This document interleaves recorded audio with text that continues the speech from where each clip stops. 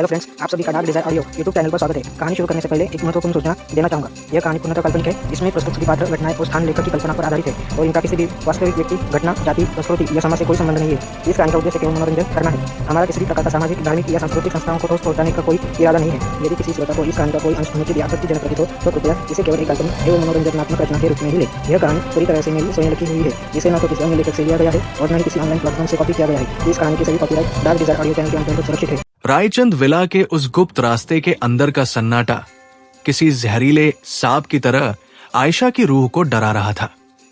बाहर हो रही बारिश और गोलियों की आवाजें यहां पत्थर की दीवारों से टकराकर एक धुंधली गूंज की तरह सुनाई दे रही थी। आयशा ने अयान का हाथ कसकर थाम रखा था। उसकी छोटी हथेलियां डर से पसीने से भीगी हुई थी। लीला उसके पीछे पीछे लड़खड़ाते हुए चल रही थी। उसके हाथ में वो काला ब्रीफकेस किसी खजाने की तरह चिपका हुआ था। दीवारों पर जमी काई और नमी की वजह से फिसलन बहुत ज्यादा थी, लेकिन आयशा के भीतर जल रही न्याय की आग उसे आगे धकेल रही थी। उसके मन में रह रहकर रुद्र का वह चेहरा आ रहा था, जो उसे सुरक्षित भेजने के लिए मौत के साए में अकेला खड़ा रह गया था। आयशा ने अपनी आंखें मूंदी और महसूस किया कि रुद्र की वो सुरक्षात्मक ऊर्जा अभी भी उसके चारों ओर एक कवच बनकर लिपटी हुई थी।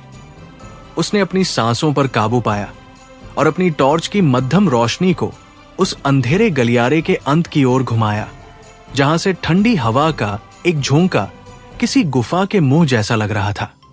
विला के मुख्य हॉल में रुद्र आज साक्षात महाकाल का रूप ले चुका था। बिजली कटने के बाद अंधेरे में उसकी आंखें किसी शिकारी तेंदुए की तरह चमक रही थी। विक्टर के हमलावरों ने चारों ओर से घेर लिया था, लेकिन रुद्र को पता था कि विला का चप्पा चप्पा उसके हक में था। उसने अपनी गन का साइलेंसर चेक किया और एक पिलर के पीछे छिप गया।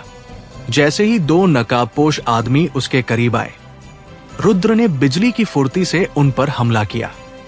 उसकी चाल में वो परिष्कार नहीं था, बल्कि एक ऐसी पाश्विक शक्ति थी जो केवल अपने परिवार को खोने के डर से पैदा होती है। उसने एक हमलावर की गर्दन को अपनी मजबूत बाह में जकड़ लिया और उसे तब तक भींचा जब तक वो बेदम नहीं हो गया। गोलियों की गूंज से विला के महंगे झूमर टूटकर जमीन पर बिखर रहे थे, लेकिन रुद्र का निशाना अचूक था। उसने मन ही मन प्रतिज्ञा की थी कि जब तक वो आयशा और बच्चों को सुरक्षित नहीं देख लेता, उसकी सांसें नहीं रुकेंगी। उसके शरीर से उठती पसीने और बारूद की महक उसे एक योद्धा की तरह महसूस करा रही थी। आयशा, लीला और अयान आखिरकार उस भारी लोहे के दरवाजे के सामने पहुंच गए, जिसे शैडो वॉल्ट कहा जाता था। यह दरवाजा विला की नींव के सबसे निचले हिस्से में था, जहां की दीवारें काली पड़ चुकी थी। लीला ने कांपते हाथों से ब्रीफकेस खोला और उसमें से एक अजीब सी नक्काशीदार चाबी निकाली। जैसे ही उसने वो चाबी ताले में डाली, एक ऐसी भारी चरमराहट गूंजी जैसे सदियों से सोई हुई कोई बला जाग उठी हो। दरवाजा धीरे धीरे खुला और अंदर से सड़ी हुई लकड़ी और गंधक की एक तेज गंध बाहर आई। आयशा ने अयान को अपने पीछे किया और टॉर्च की रोशनी अंदर डाली। तहखाने के अंदर पुरानी संदूकें, धूल से भरी फाइलें और कुछ ऐसी तस्वीरें थी जो रायचंद खानदान के उस गौरव को चुनौती दे रही थी, जिसे उन्होंने दुनिया के सामने पेश किया था। तहखाने के बीचों बीच एक पुरानी मेज थी, जिस पर प्रोजेक्ट फिनिक्स का वो असली ब्लड कॉन्ट्रैक्ट रखा था। लीला ने मेज की ओर इशारा करते हुए कहा, आयशा, यही वो कागज है जिसके लिए विक्टर ने मेरी मां को मारा और अयान के वजूद को मिटाना चाहा। इसमें तुम्हारे पिता के हस्ताक्षर नहीं है, क्योंकि तुम्हारी मां ने उस रात खुद पर गोली झेली थी, ताकि तुम्हारे पिता को उस पाप पर दस्तखत न करने पड़े। आयशा के पैरों के नीचे से जमीन खिसक गई। उसे अब वो पूरी तस्वीर साफ दिख रही थी। उसकी मां कोई बेबस औरत नहीं थी, वो एक वीरांगना थी जिसने अपने पति के स्वाभिमान और अपनी बेटी के भविष्य के लिए अपनी जान की आहुति दे दी थी। आयशा ने उस कागज को हाथ लगाया वो कागज अभी भी थोड़ा लाल था, जैसे उस पर खून के धब्बे समय के साथ स्थायी हो गए हों। आयशा की आंखों से आंसुओं का सैलाब उमड़ पड़ा, लेकिन इस बार ये आंसू कमजोरी के नहीं बल्कि प्रतिशोध के थे। तभी तहखाने के दरवाजे पर एक भारी साया उभरा। वो विक्टर था। वो अकेला नहीं था। उसके हाथ में एक सबमशीन गन थी और उसके चेहरे पर वो कुटिल मुस्कान थी जो आयशा के खून को खौला रही थी। विक्टर ने एक ठंडी हंसी के साथ कहा, बहुत खूबसूरत आयशा खन्ना, तुमने मेरा काम आसान कर दिया। मैं सालों से इस वॉल्ट की सही चाबी ढूंढ रहा था और तुमने मुझे सीधे यहां पहुंचा दिया। अब वो कॉन्ट्रैक्ट मेरे हवाले कर दो और मैं वादा करता हूं कि अयान की मौत कम दर्दनाक होगी। आयशा ने अयान को अपने पीछे और कसकर पकड़ लिया। उसने उस कॉन्ट्रैक्ट को अपने सीने से लगा लिया और कहा, इस कागज को हासिल करने के लिए तुम्हें मेरी लाश से गुजरना होगा विक्टर। आज इस तहखाने में या तो तुम्हारा अहंकार दफन होगा या मेरा वजूद। उसी समय ऊपर से एक जोरदार धमाके की आवाज आई और रुद्र किसी फरिश्ते की तरह उस टूटे हुए रोशनदान से नीचे कूदा। वो ऊपर से सीधा विक्टर के गार्ड्स पर गिरा। रुद्र का पूरा शरीर खून और धूल से सना था, लेकिन उसकी आंखों में वह जुनून था जो किसी भी मौत को मात दे सकता था। रुद्र और विक्टर के बीच एक भीषण द्वंद्व ड्यूअल शुरू हो गया। विक्टर ने अपनी गन चलाने की कोशिश की, लेकिन रुद्र ने अपनी फुर्ती से उसका हाथ मरोड़ दिया। गन दूर जाकर गिरी और दोनों अब केवल अपने हाथों और अपनी नफरत से लड़ रहे थे। रुद्र के मुक्के विक्टर के चेहरे पर बिजली की तरह पड़ रहे थे। रुद्र ने विक्टर की कॉलर पकड़कर उसे दीवार से सटा दिया और बहुत ही धीमी घातक आवाज में कहा, तुमने मेरी पत्नी को डराया, मेरे बच्चों को छुआ। आज तुम्हारी रगों का आखिरी कतरा भी इस जमीन पर गिरेगा। आयशा ने मौका पाकर वो लाल डायरी और वो माइक्रोचिप ब्रीफ केस से निकाली। उसने टॉर्च की रोशनी में देखा कि वॉल्ट के एक कोने में एक गुप्त अलार्म सिस्टम था जो सीधे पुलिस मुख्यालय से जुड़ा था। उसने उस अलार्म को सक्रिय कर दिया। तहखाने में एक लाल रोशनी जलने लगी और सायरन की आवाज गूंज उठी। विक्टर ने भागने की कोशिश की, लेकिन रुद्र ने उसे पैर से लपेटकर नीचे गिरा दिया। रुद्र ने विक्टर की गर्दन पर अपना पैर रख दिया। वो उसे वही खत्म करना चाहता था, लेकिन आयशा ने चिल्लाकर उसे रोका। आयशा ने कहा, रुद्र नहीं, इसे मरना नहीं, इसे सड़ना होगा।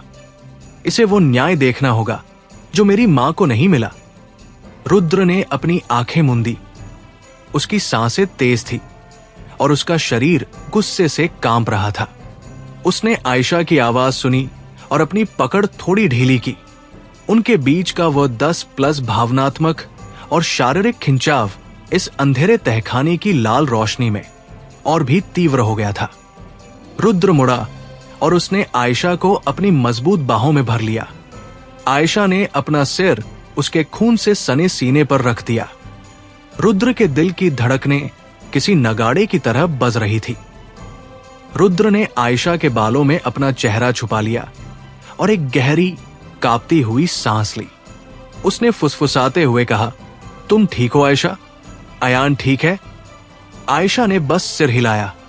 इस पल में मौत और बर्बादी के बीच उनका प्यार एक ऐसी ढाल बन गया था जिसे कोई भी साजिश नहीं तोड़ सकती थी।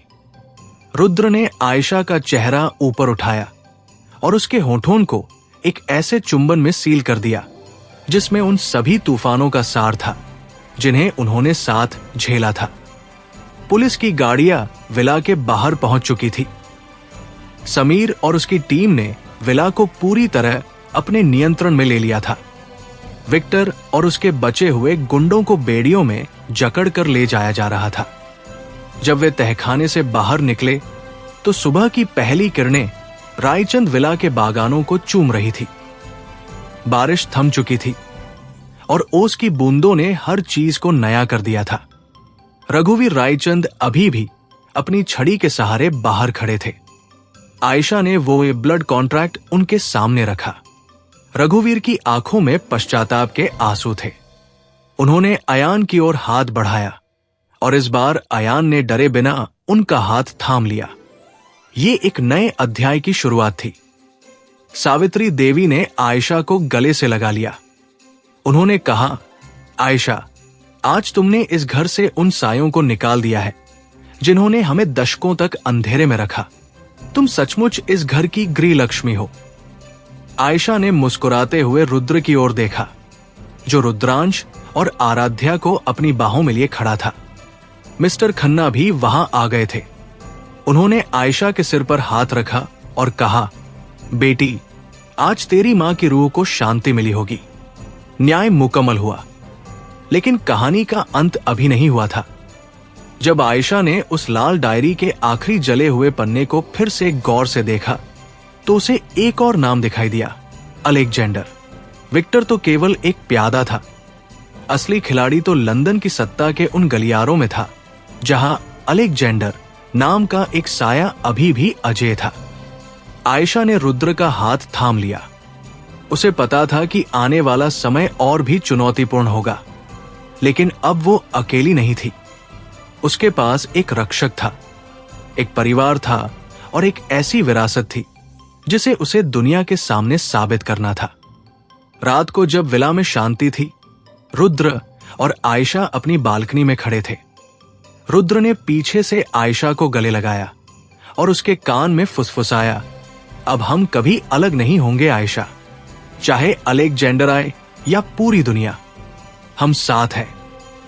आयशा ने अपना सिर पीछे झुकाया और रुद्र की आंखों में उन 7 जन्मों का वादा देखा जो अब अमर हो चुका था। न्याय की यह दास्तां अब एक नई उड़ान के लिए तैयार थी। मुंबई के क्षितिज पर सूरज अभी पूरी तरह उदित भी नहीं हुआ था कि रायचंद विला के खन्ना एंड रायचंद एसोसिएट्स के नए ऑफिस में हलचल शुरू हो गई थी। आयशा अपनी मेज पर बैठी थी। उसकी आंखों के नीचे हल्के काले घेरे उसकी रातों की नींद उड़ जाने की गवाही दे रहे थे। कल रात उस शैडो वॉल्ट से जो दस्तावेज मिले थे, वे केवल कागज नहीं थे, वे बम के गोलों की तरह थे जो किसी भी वक्त फट सकते थे। आयशा ने अपनी उंगलियों से उस पुराने काले ब्रीफ केस के लेदर को सहलाया। कमरे में मध्यम रोशनी थी और बाहर हल्की बारिश की बूंदें कांच की खिड़की से टकराकर एक उदास संगीत पैदा कर रही थी।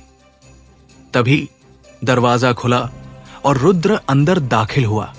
उसने गहरे नीले रंग का एक महंगा सूट पहना था, लेकिन उसकी शर्ट के ऊपर के 2 बटन खुले थे और उसके चेहरे पर वो कठोरता थी जो केवल आने वाले तूफान के अंदेशे से आती है। रुद्र ने बिना कुछ बोले आयशा के पीछे जाकर उसके कंधों पर अपनी मजबूत हथेलियां रखी। उसकी हथेलियों की गर्माहट आयशा के रेशमी ब्लाउज के पार उसकी त्वचा में उतरने लगी, जिससे आयशा का सारा तनाव एक पल के लिए जैसे पिघल गया। रुद्र ने बहुत ही धीमी और भारी आवाज में पूछा, तुमने पूरी रात खुद को इस कमरे में बंद रखा है आयशा। क्या उन दस्तावेजों में कुछ ऐसा मिला है जो विक्टर की गिरफ्तारी से भी ज्यादा खतरनाक है? आयशा ने पीछे मुड़कर रुद्र की थकी हुई लेकिन चमकती आंखों में देखा। उनके बीच का वह 10+ भावनात्मक और शारीरिक खिंचाव इस एकांत ऑफिस में एक चुंबकीय ऊर्जा पैदा कर रहा था। आयशा ने रुद्र का हाथ पकड़कर उसे अपने करीब खींचा और फुसफुसाते हुए कहा, रुद्र, विक्टर तो केवल एक मुखौटा था। इन फाइलों में अलेक्जेंडर का नाम बार बार आ रहा है। और जानते हो अलेक्जेंडर कौन है? वो लंदन की उस क्रॉसवर्ड होल्डिंग्स का सर्वे सर्वा है जिसने पिछले 1 घंटे में हमारे अंतरराष्ट्रीय शेयर्स को 30% तक गिरा दिया है। ये बिजनेस की लड़ाई नहीं है रुद्र, ये हमें पूरी तरह मिटाने की एक सोची समझी साजिश है। रुद्र के चेहरे पर एक डरावनी मुस्कान उभरी। उसने आयशा के चेहरे को अपनी हथेलियों में लिया और उसके माथे को चूमते हुए कहा, तो अलेक्जेंडर ने युद्ध का बिगुल बजा दिया है। उसे शायद पता नहीं कि रायचंद और खन्ना जब एक होते हैं तो वे किसी भी साम्राज्य को मिट्टी में मिला सकते हैं। उसी समय बंटी कमरे में एक काले रंग का सीलबंद लिफाफा लेकर आया। लिफाफे पर कोई डाक टिकट नहीं था, केवल लंदन की एक मुहर थी। आयशा ने कांपते हाथों से लिफाफा खोला। उसके अंदर एक छोटा सा डिजिटल टैबलेट था। जैसे ही आयशा ने उसे चालू किया, स्क्रीन पर एक साया उभरा। वो चेहरा अंधेरे में था, केवल उसकी नीली आंखें और हाथ में पकड़ी हुई एक महंगी वाइन की ग्लास साफ दिख रही थी। एक बहुत ही परिष्कृत और ठंडी आवाज गूंजी, Mr and Mrs Raichand, shadow vault खोलना आपकी सबसे बड़ी गलती थी। विक्टर मेरा एक वफादार कुत्ता था जिसे आपने जंजीरों में डाल दिया। अब उसका हिसाब चुकता करने का समय आ गया है। मैं आप दोनों को लंदन आमंत्रित करता हूं। या तो आप प्रोजेक्ट फिनिक्स का मूल डेटा लेकर यहां आइए, या फिर मुंबई में अपने बच्चों के जनाजों की तैयारी कीजिए। स्क्रीन काली हो गई। आयशा के मुंह से एक चीख निकल गई और वह लड़खड़ाकर रुद्र की बाहों में गिर गई। रुद्र ने उसे इतनी जोर से जकड़ लिया जैसे वह उसे दुनिया के हर साए से बचा लेना चाहता हो। रुद्र की सांसें तेज हो गई थी और उसका पूरा शरीर गुस्से से कांप रहा था। उसने चिल्लाकर समीर को बुलाया और विला की सुरक्षा को अल्ट्रा हाई पर डालने का आदेश दिया। रुद्र ने आयशा की आंखों में देखते हुए वादा किया, आयशा, रुद्रांश, आराध्या और अयान को खरोंच तक नहीं आएगी। हम आज ही लंदन निकल रहे हैं। अलेक्जेंडर को लगता है कि वो हमें अपने जाल में बुला रहा है, लेकिन वो नहीं जानता कि वो खुद अपनी मौत को दावत दे रहा है। मिस्टर खन्ना और सावित्री देवी भी वहां पहुंच चुके थे। मिस्टर खन्ना ने जब अलेक्जेंडर का नाम सुना तो उनका चेहरा सफेद पड़ गया। उन्होंने कांपती आवाज में कहा, रुद्र, अलेक्जेंडर वही है जिसने 30 साल पहले तुम्हारे पिता को धोखा दिया था। वो रघुवीर जी का वो बेटा है जिसे उन्होंने कभी स्वीकार नहीं किया। वो तुम्हारा सौतेला चाचा है। पूरे कमरे में एक ऐसा सन्नाटा छा गया जैसे किसी ने सबकी आवाज छीन ली हो। रघुवीर रायचंद का वो गुप्त पाप अब साक्षात उनके सामने खड़ा था। आयशा ने महसूस किया कि ये लड़ाई अब केवल कानूनी या बिजनेस की नहीं थी। ये एक पारिवारिक ब्लड फ्यूड में बदल चुकी थी। उन्होंने तुरंत अपनी प्राइवेट जेट तैयार करने का निर्देश दिया। पैकिंग के दौरान बेडरूम में आयशा बहुत खामोश थी। वो अपने सूटकेस में अपनी मां की वो अज्जली लाल डायरी रख रही थी। रुद्र पीछे से आया और उसने आयशा को कमर से पकड़कर अपनी ओर घुमाया। कमरे की मध्यम पीली रोशनी में उनका पुनर्मिलन और भी तीव्र लग रहा था। रुद्र ने आयशा के होठों पर अपनी उंगली रखी और धीरे से कहा, डरना मत आयशा, लंदन में हम अकेले नहीं होंगे। मैंने वहां की इंटरपोल शाखा में अपने पुराने संपर्कों को सक्रिय कर दिया है। आयशा ने रुद्र की गर्दन में अपनी बाहें डाल दी और उसे कसकर पकड़ लिया। ये 10+ इंटेंसिटी उनके बीच के उस विश्वास का प्रतीक थी जिसने उन्हें मौत के मुंह से वापस लाया था। रुद्र ने आयशा के होठों को एक गहरे, जुनून भरे चुंबन में सील कर दिया जिसमें उन सभी अनकहे डरों और वादों का सार था। लंदन की उड़ान के दौरान 10,000 फीट की ऊंचाई पर जेट के केबिन में केवल रुद्र और आयशा थे। बाहर आसमान में बिजली कड़क रही थी जो आने वाले संघर्ष का संकेत दे रही थी। आयशा ने उन डिजिटल फाइलों का विश्लेषण शुरू किया जो अलेक्जेंडर के साम्राज्य की कमजोरियों को उजागर कर सकती थी। रुद्र पास ही बैठा एक सिगार पी रहा था जिसकी तेज गंध केबिन में फैली हुई थी। उसने आयशा की ओर देखा और कहा, अलेक्जेंडर ने हमारे बच्चों को धमकी दी है। ये उसकी सबसे बड़ी और आखिरी गलती होगी। मैं लंदन की धरती पर उसका ऐसा हश्र करूंगा कि आने वाली पीढ़ियां रायचंदों का नाम सुनकर कांपेंगी। आयशा ने रुद्र का हाथ थाम लिया। उसे पता था कि रुद्र का गुस्सा एक दोधारी तलवार है और उसे एक वकील के रूप में उसे दिशा देनी होगी। जैसे ही वे लंदन के हीथ्रो एयरपोर्ट पर उतरे, वहां की बर्फीली और नम हवा ने उनका स्वागत किया। सुरक्षा का घेरा अभेद्य था। उन्हें सीधे टेम्स नदी के किनारे स्थित एक गुप्त सुरक्षित घर, सेफ हाउस, ले जाया गया। खिड़की से लंदन ब्रिज साफ दिख रहा था जो कोहरे की चादर में लिपटा हुआ था। समीर ने खबर दी कि अलेक्जेंडर ने उन्हें नाइट्स ब्रिज के एक बहुत ही एक्सक्लूसिव और प्राइवेट क्लब में मिलने के लिए बुलाया है। ये एक जाल था, लेकिन रुद्र और आयशा ने इसे स्वीकार करने का फैसला किया। शाम को जब आयशा ने काले रंग का एक स्लीक इवनिंग गाउन और रुद्र ने टक्सिडो पहना, तो वे किसी शाही जोड़े से कम नहीं लग रहे थे। क्लब के अंदर का माहौल रहस्यमयी था। मध्यम जैज संगीत और पुरानी शराब की गंध वहां फैली हुई थी। उन्हें एक वीआईपी केबिन में ले जाया गया। वहां एक लंबी मेज के अंत में एक शख्स बैठा था। जैसे ही वो रोशनी में आया, आयशा और रुद्र के होश उड़ गए। वो शख्स बिल्कुल रुद्र जैसा दिख रहा था, बस उसकी आंखें नीली थी और उसके चेहरे पर एक पुरानी चोट का निशान था। वो अलेक्जेंडर था। अलेक्जेंडर ने एक ठंडी हंसी के साथ कहा, भतीजे, अपनी चाची को साथ लेकर आए हो। बहुत बहादुर हो। लेकिन बहादुरी और बेवकूफी के बीच एक बहुत महीन रेखा होती है। अलेक्जेंडर ने मेज पर प्रोजेक्ट फिनिक्स की वो पुरानी फाइल पटकी और कहा, तुम्हारे दादाजी ने मेरी मां को मार दिया और मुझे सड़कों पर मरने के लिए छोड़ दिया। आज मैं जो कुछ भी हूं, अपनी नफरत की बदौलत हूं। मुझे वो माइक्रोचिप दो और मैं शायद तुम्हें जिंदा वापस मुंबई जाने दूं। आयशा ने आगे बढ़कर अपनी आवाज को फौलाद की तरह सख्त बनाया और कहा, अलेक्जेंडर, तुम एक अपराधी हो। वो माइक्रोचिप अब इंटरपोल और लंदन की मेट्रोपॉलिटन पुलिस के पास पहुंच चुकी है। तुम हमें यहां बुलाकर फंसाना चाहते थे, लेकिन तुमने खुद को बेनकाब कर दिया है। अलेक्जेंडर का चेहरा गुस्से से लाल हो गया। उसने चुटकी बजाई और केबिन के दरवाजे बंद हो गए। तभी क्लब के बाहर सायरन की आवाजें गूंजने लगी।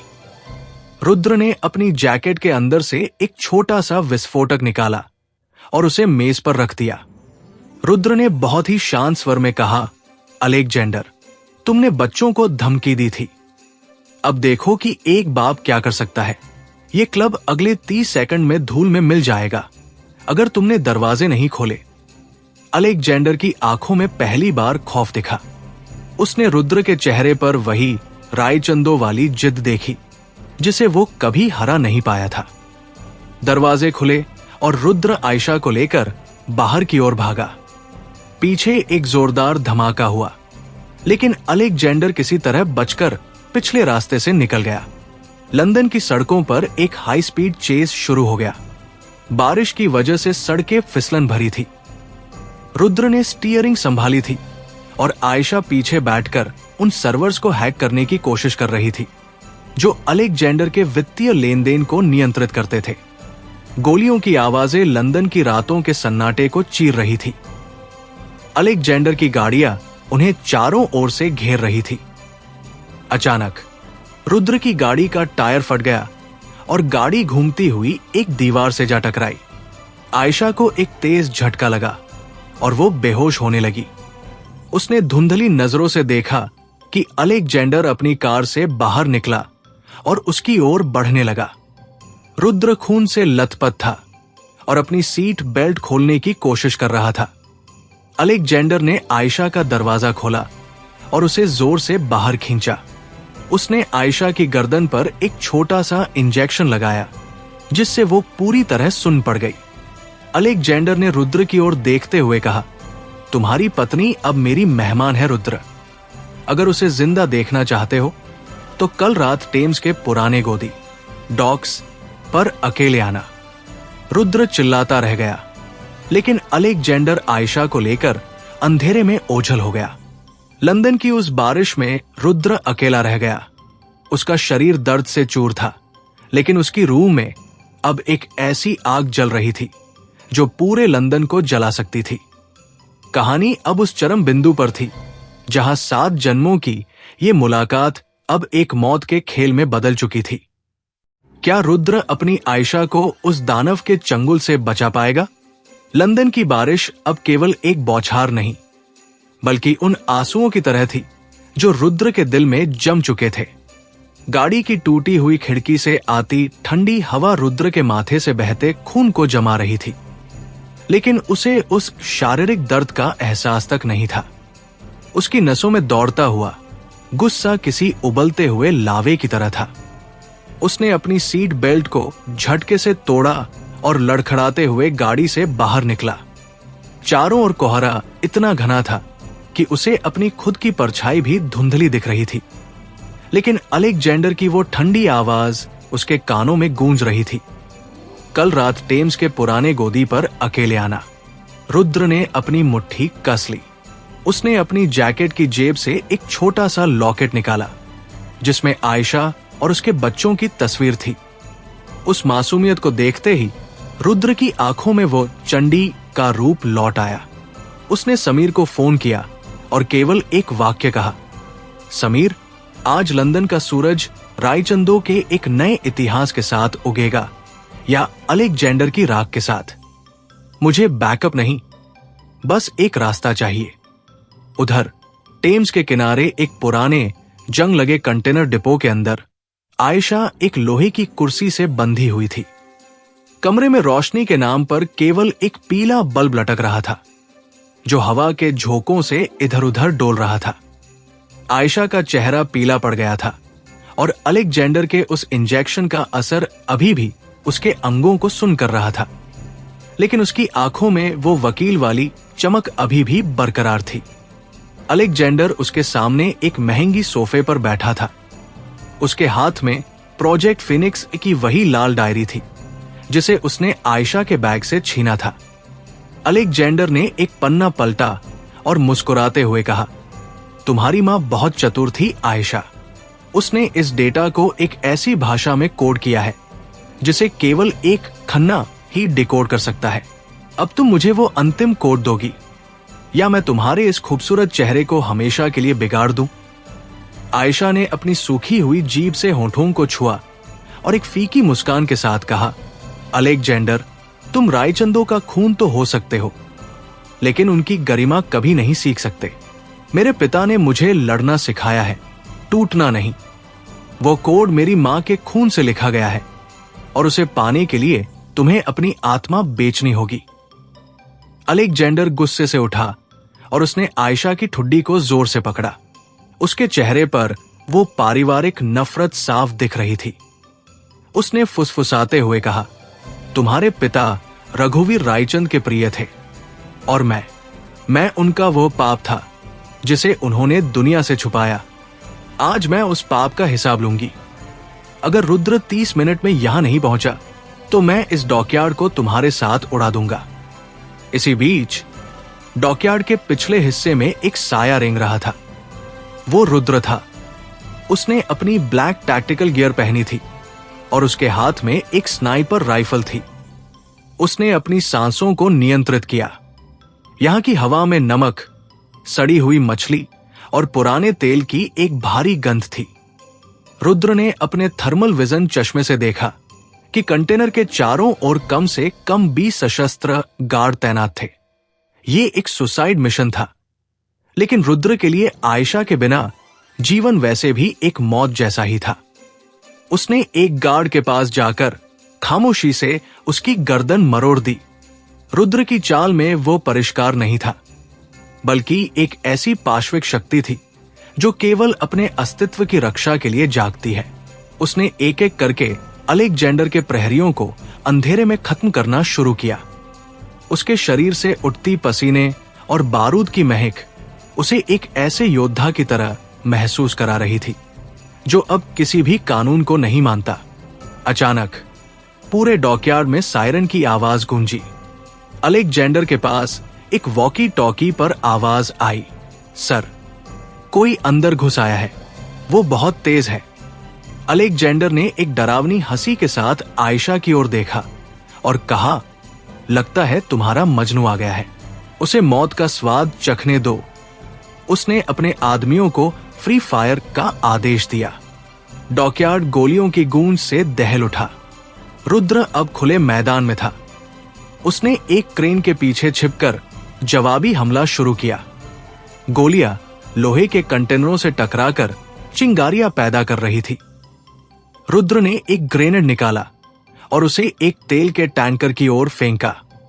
एक जोरदार धमाका हुआ और पूरा आसमान नारंगी रोशनी से भर गया। उस लपटों के बीच रुद्र किसी काल की तरह उभरा। आयशा ने धमाके की आवाज सुनी और उसने अपनी पूरी ताकत लगाकर अपनी जंजीरों को खींचना शुरू किया। उसके हाथों की खाल छिल गई थी और खून बह रहा था, लेकिन उसे वो दर्द महसूस नहीं हो रहा था। उसे बस रुद्र तक पहुंचना था। उसने पास पड़ी एक कांच की बोतल को पैर से मारकर तोड़ा और उसके टुकड़ों से अपनी रस्सियों को काटने लगी। कमरे के बाहर रुद्र की दहाड़ सुनाई दी। अलेक्जेंडर!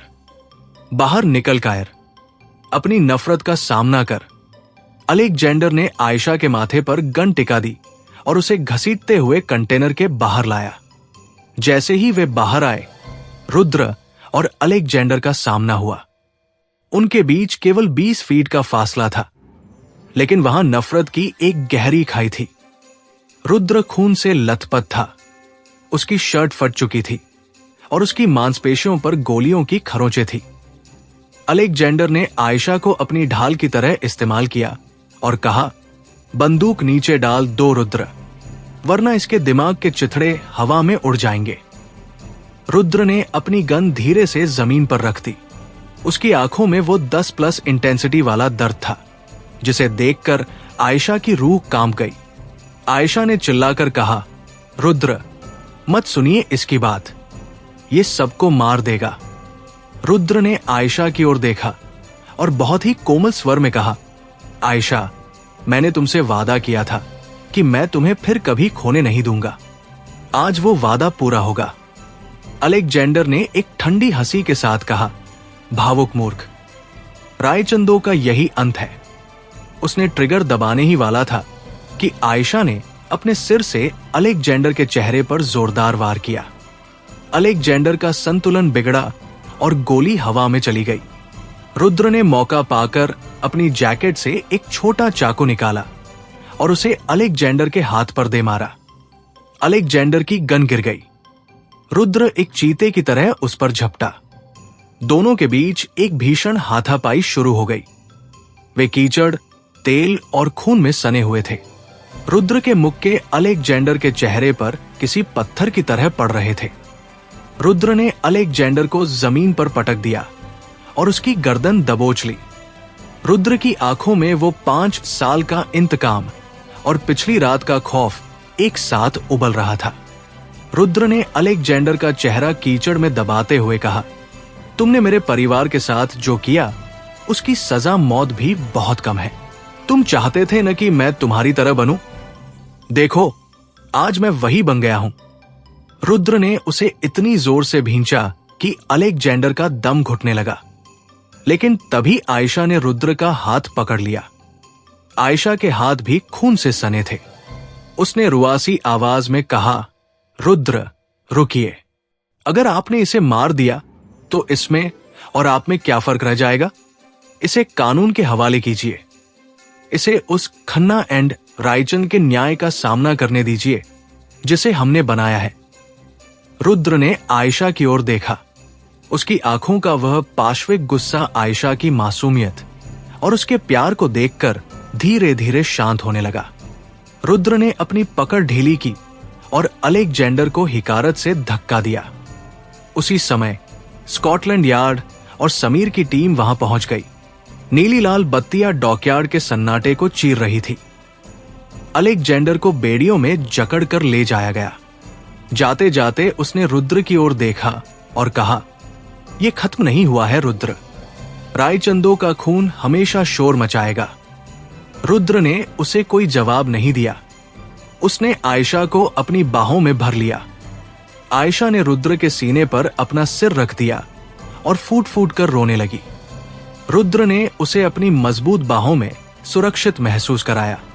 इस जानलेवा रात के बाद उनके बीच का वो 10+ शारीरिक और भावनात्मक खिंचाव अब एक अमर मिलन में बदल चुका था। रुद्र ने आयशा के होठों को एक ऐसे चुंबन में सील कर दिया जिसमें उन सभी तूफानों का अंत था। सुबह की पहली किरणें जब टेम्स नदी के पानी पर पड़ी तो वो पानी अब काला नहीं बल्कि सुनहरा दिख रहा था। समीर ने बताया कि प्रोजेक्ट फिनिक्स का पूरा डेटा सुरक्षित है और इसका इस्तेमाल अब दुनिया के कल्याण के लिए किया जाएगा। मिस्टर खन्ना और सावित्री देवी का फोन आया। बच्चे सुरक्षित थे और उनका इंतजार कर रहे थे। रुद्र और आयशा डॉकयार्ड से बाहर निकले। वे थक चुके थे, टूटे हुए थे, लेकिन वे एक थे। जब वे अपने सुरक्षित घर वापस पहुंचे तो रुद्र ने आयशा को गोद में उठाकर बिस्तर पर लिटाया। उसने खुद अपने हाथों से आयशा के जख्मों को साफ किया। आयशा ने देखा कि रुद्र की आंखों में अभी भी एक पछतावा था। उसने रुद्र का हाथ थाम लिया और कहा, रुद्र, जो कुछ भी हुआ उसने हमें और मजबूत बनाया है। अब हमें पीछे मुड़कर नहीं देखना। रुद्र ने आयशा के हाथों को चूमा और कहा, अब हम मुंबई वापस जाएंगे आयशा, अपने घर, अपनी दुनिया में। लेकिन जैसे ही आयशा ने अपनी वो लाल डायरी उठाई जो अब पूरी तरह सुरक्षित थी, उसके अंदर से एक छोटा सा पुराना नोट गिरा। वो नोट आयशा की मां का था, जो उसके पिता के लिए था। उसमें लिखा था, रघुवीर जी का एक और राज है जो स्विट्जरलैंड के उस पुराने अनाथालय के रजिस्टरों में नहीं, बल्कि खन्ना विला के उस पुराने तहखाने में है जिसे हमने कभी नहीं खोला। आयशा और रुद्र ने एक दूसरे की ओर देखा। उन्हें एहसास हुआ कि न्याय की ये यात्रा अभी पूरी नहीं हुई है। साजिशों की परतें अभी और गहरी थी। पर अब उन्हें डर नहीं था।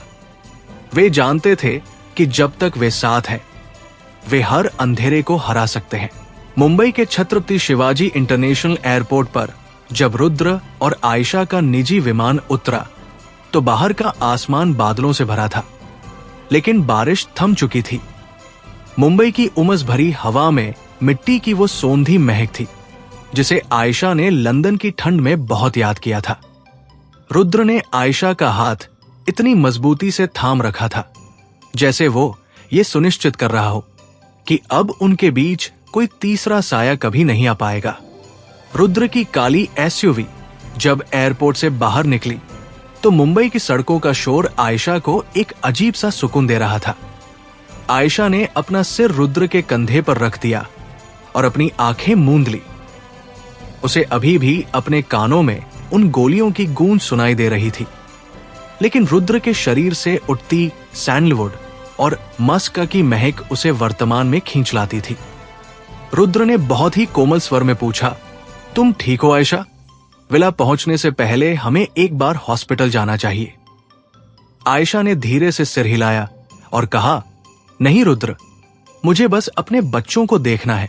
उनकी एक मुस्कान मेरी सारी थकान और जख्मों को भर देगी। रायचंद विला के फाटकों के अंदर गाड़ी दाखिल होते ही रुद्रांश और आराध्या की आवाजें सुनाई देने लगी। समीर और बंटी ने बच्चों को पहले ही बता दिया था कि उनके मम्मी पापा वापस आ रहे हैं। जैसे ही रुद्र ने गाड़ी रोकी, दोनों बच्चे दौड़कर बाहर आए। आयशा गाड़ी से उतरी और घुटनों के बल बैठकर दोनों को अपनी बाहों में समेट लिया। उसकी आंखों से खुशी के आंसू निकल पड़े। रुद्रांश ने आयशा के चेहरे को चूमते हुए कहा, मम्मा, आप फिर से हमें छोड़कर नहीं जाओगी ना? आयशा ने उसे गले से लगा लिया और रुआसी आवाज में कहा, कभी नहीं बेटा, अब हम हमेशा साथ रहेंगे। रुद्र भी वहां आ गया और उसने अपने दोनों बच्चों को गोद में उठा लिया। अयान भी सावित्री दादी के पास खड़ा मुस्कुरा रहा था। रुद्र ने अयान की ओर हाथ बढ़ाया और उसे भी अपने घेरे में ले लिया। रायचंद विला का वो आंगन आज सचमुच एक परिवार का गवाह बन रहा था। मिस्टर खन्ना और सावित्री देवी भी वहां आ गए। मिस्टर खन्ना की आंखों में अपनी बेटी को सुरक्षित देखकर एक गहरा संतोष था। उन्होंने रुद्र की ओर देखा और बस अपना हाथ उसके कंधे पर रखा। वो एक ऐसा शुक्रिया था जिसके लिए शब्द कम थे। रात के सन्नाटे में जब विला की बत्तियां मध्यम हो गई थी और बच्चे सो चुके थे, आयशा और रुद्र अपनी बालकनी में खड़े थे। रुद्र ने पीछे से आयशा को अपनी बाहों में भर लिया। उनके बीच का वो 10+ भावनात्मक और शारीरिक खिंचाव इस शांत रात में और भी गहरा हो गया था। रुद्र की गर्म सांसें आयशा की गर्दन को छू रही थी।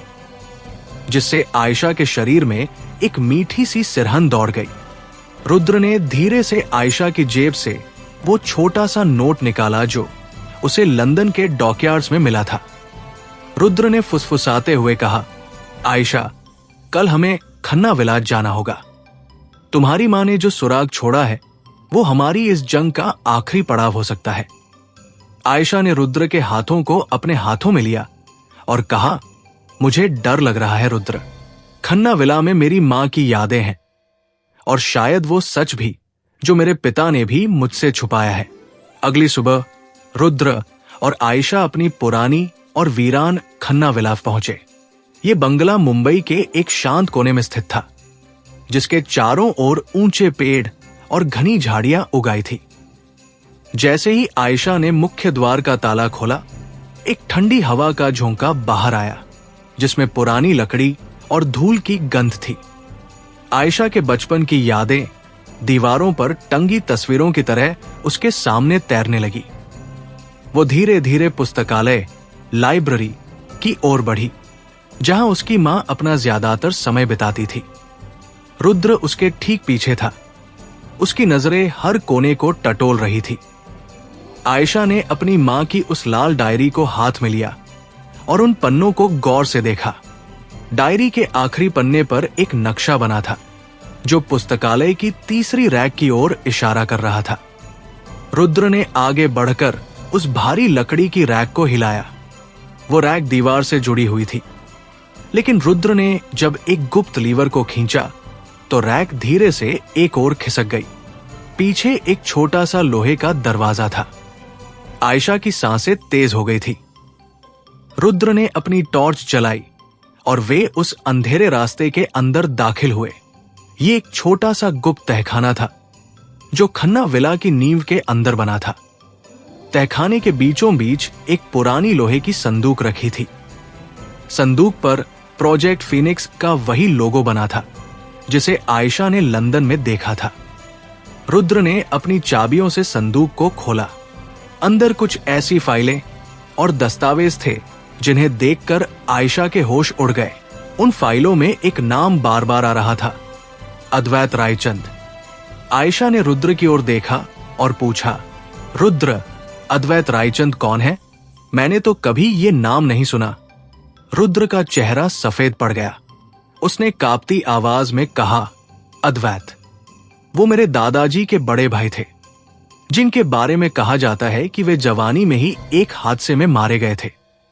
लेकिन इन दस्तावेजों के अनुसार वे जिंदा थे और प्रोजेक्ट फीनिक्स के असली मास्टरमाइंड वही थे। आयशा ने एक पुरानी वसीयत निकाली। वो वसीयत अद्वैत रायचंद की थी।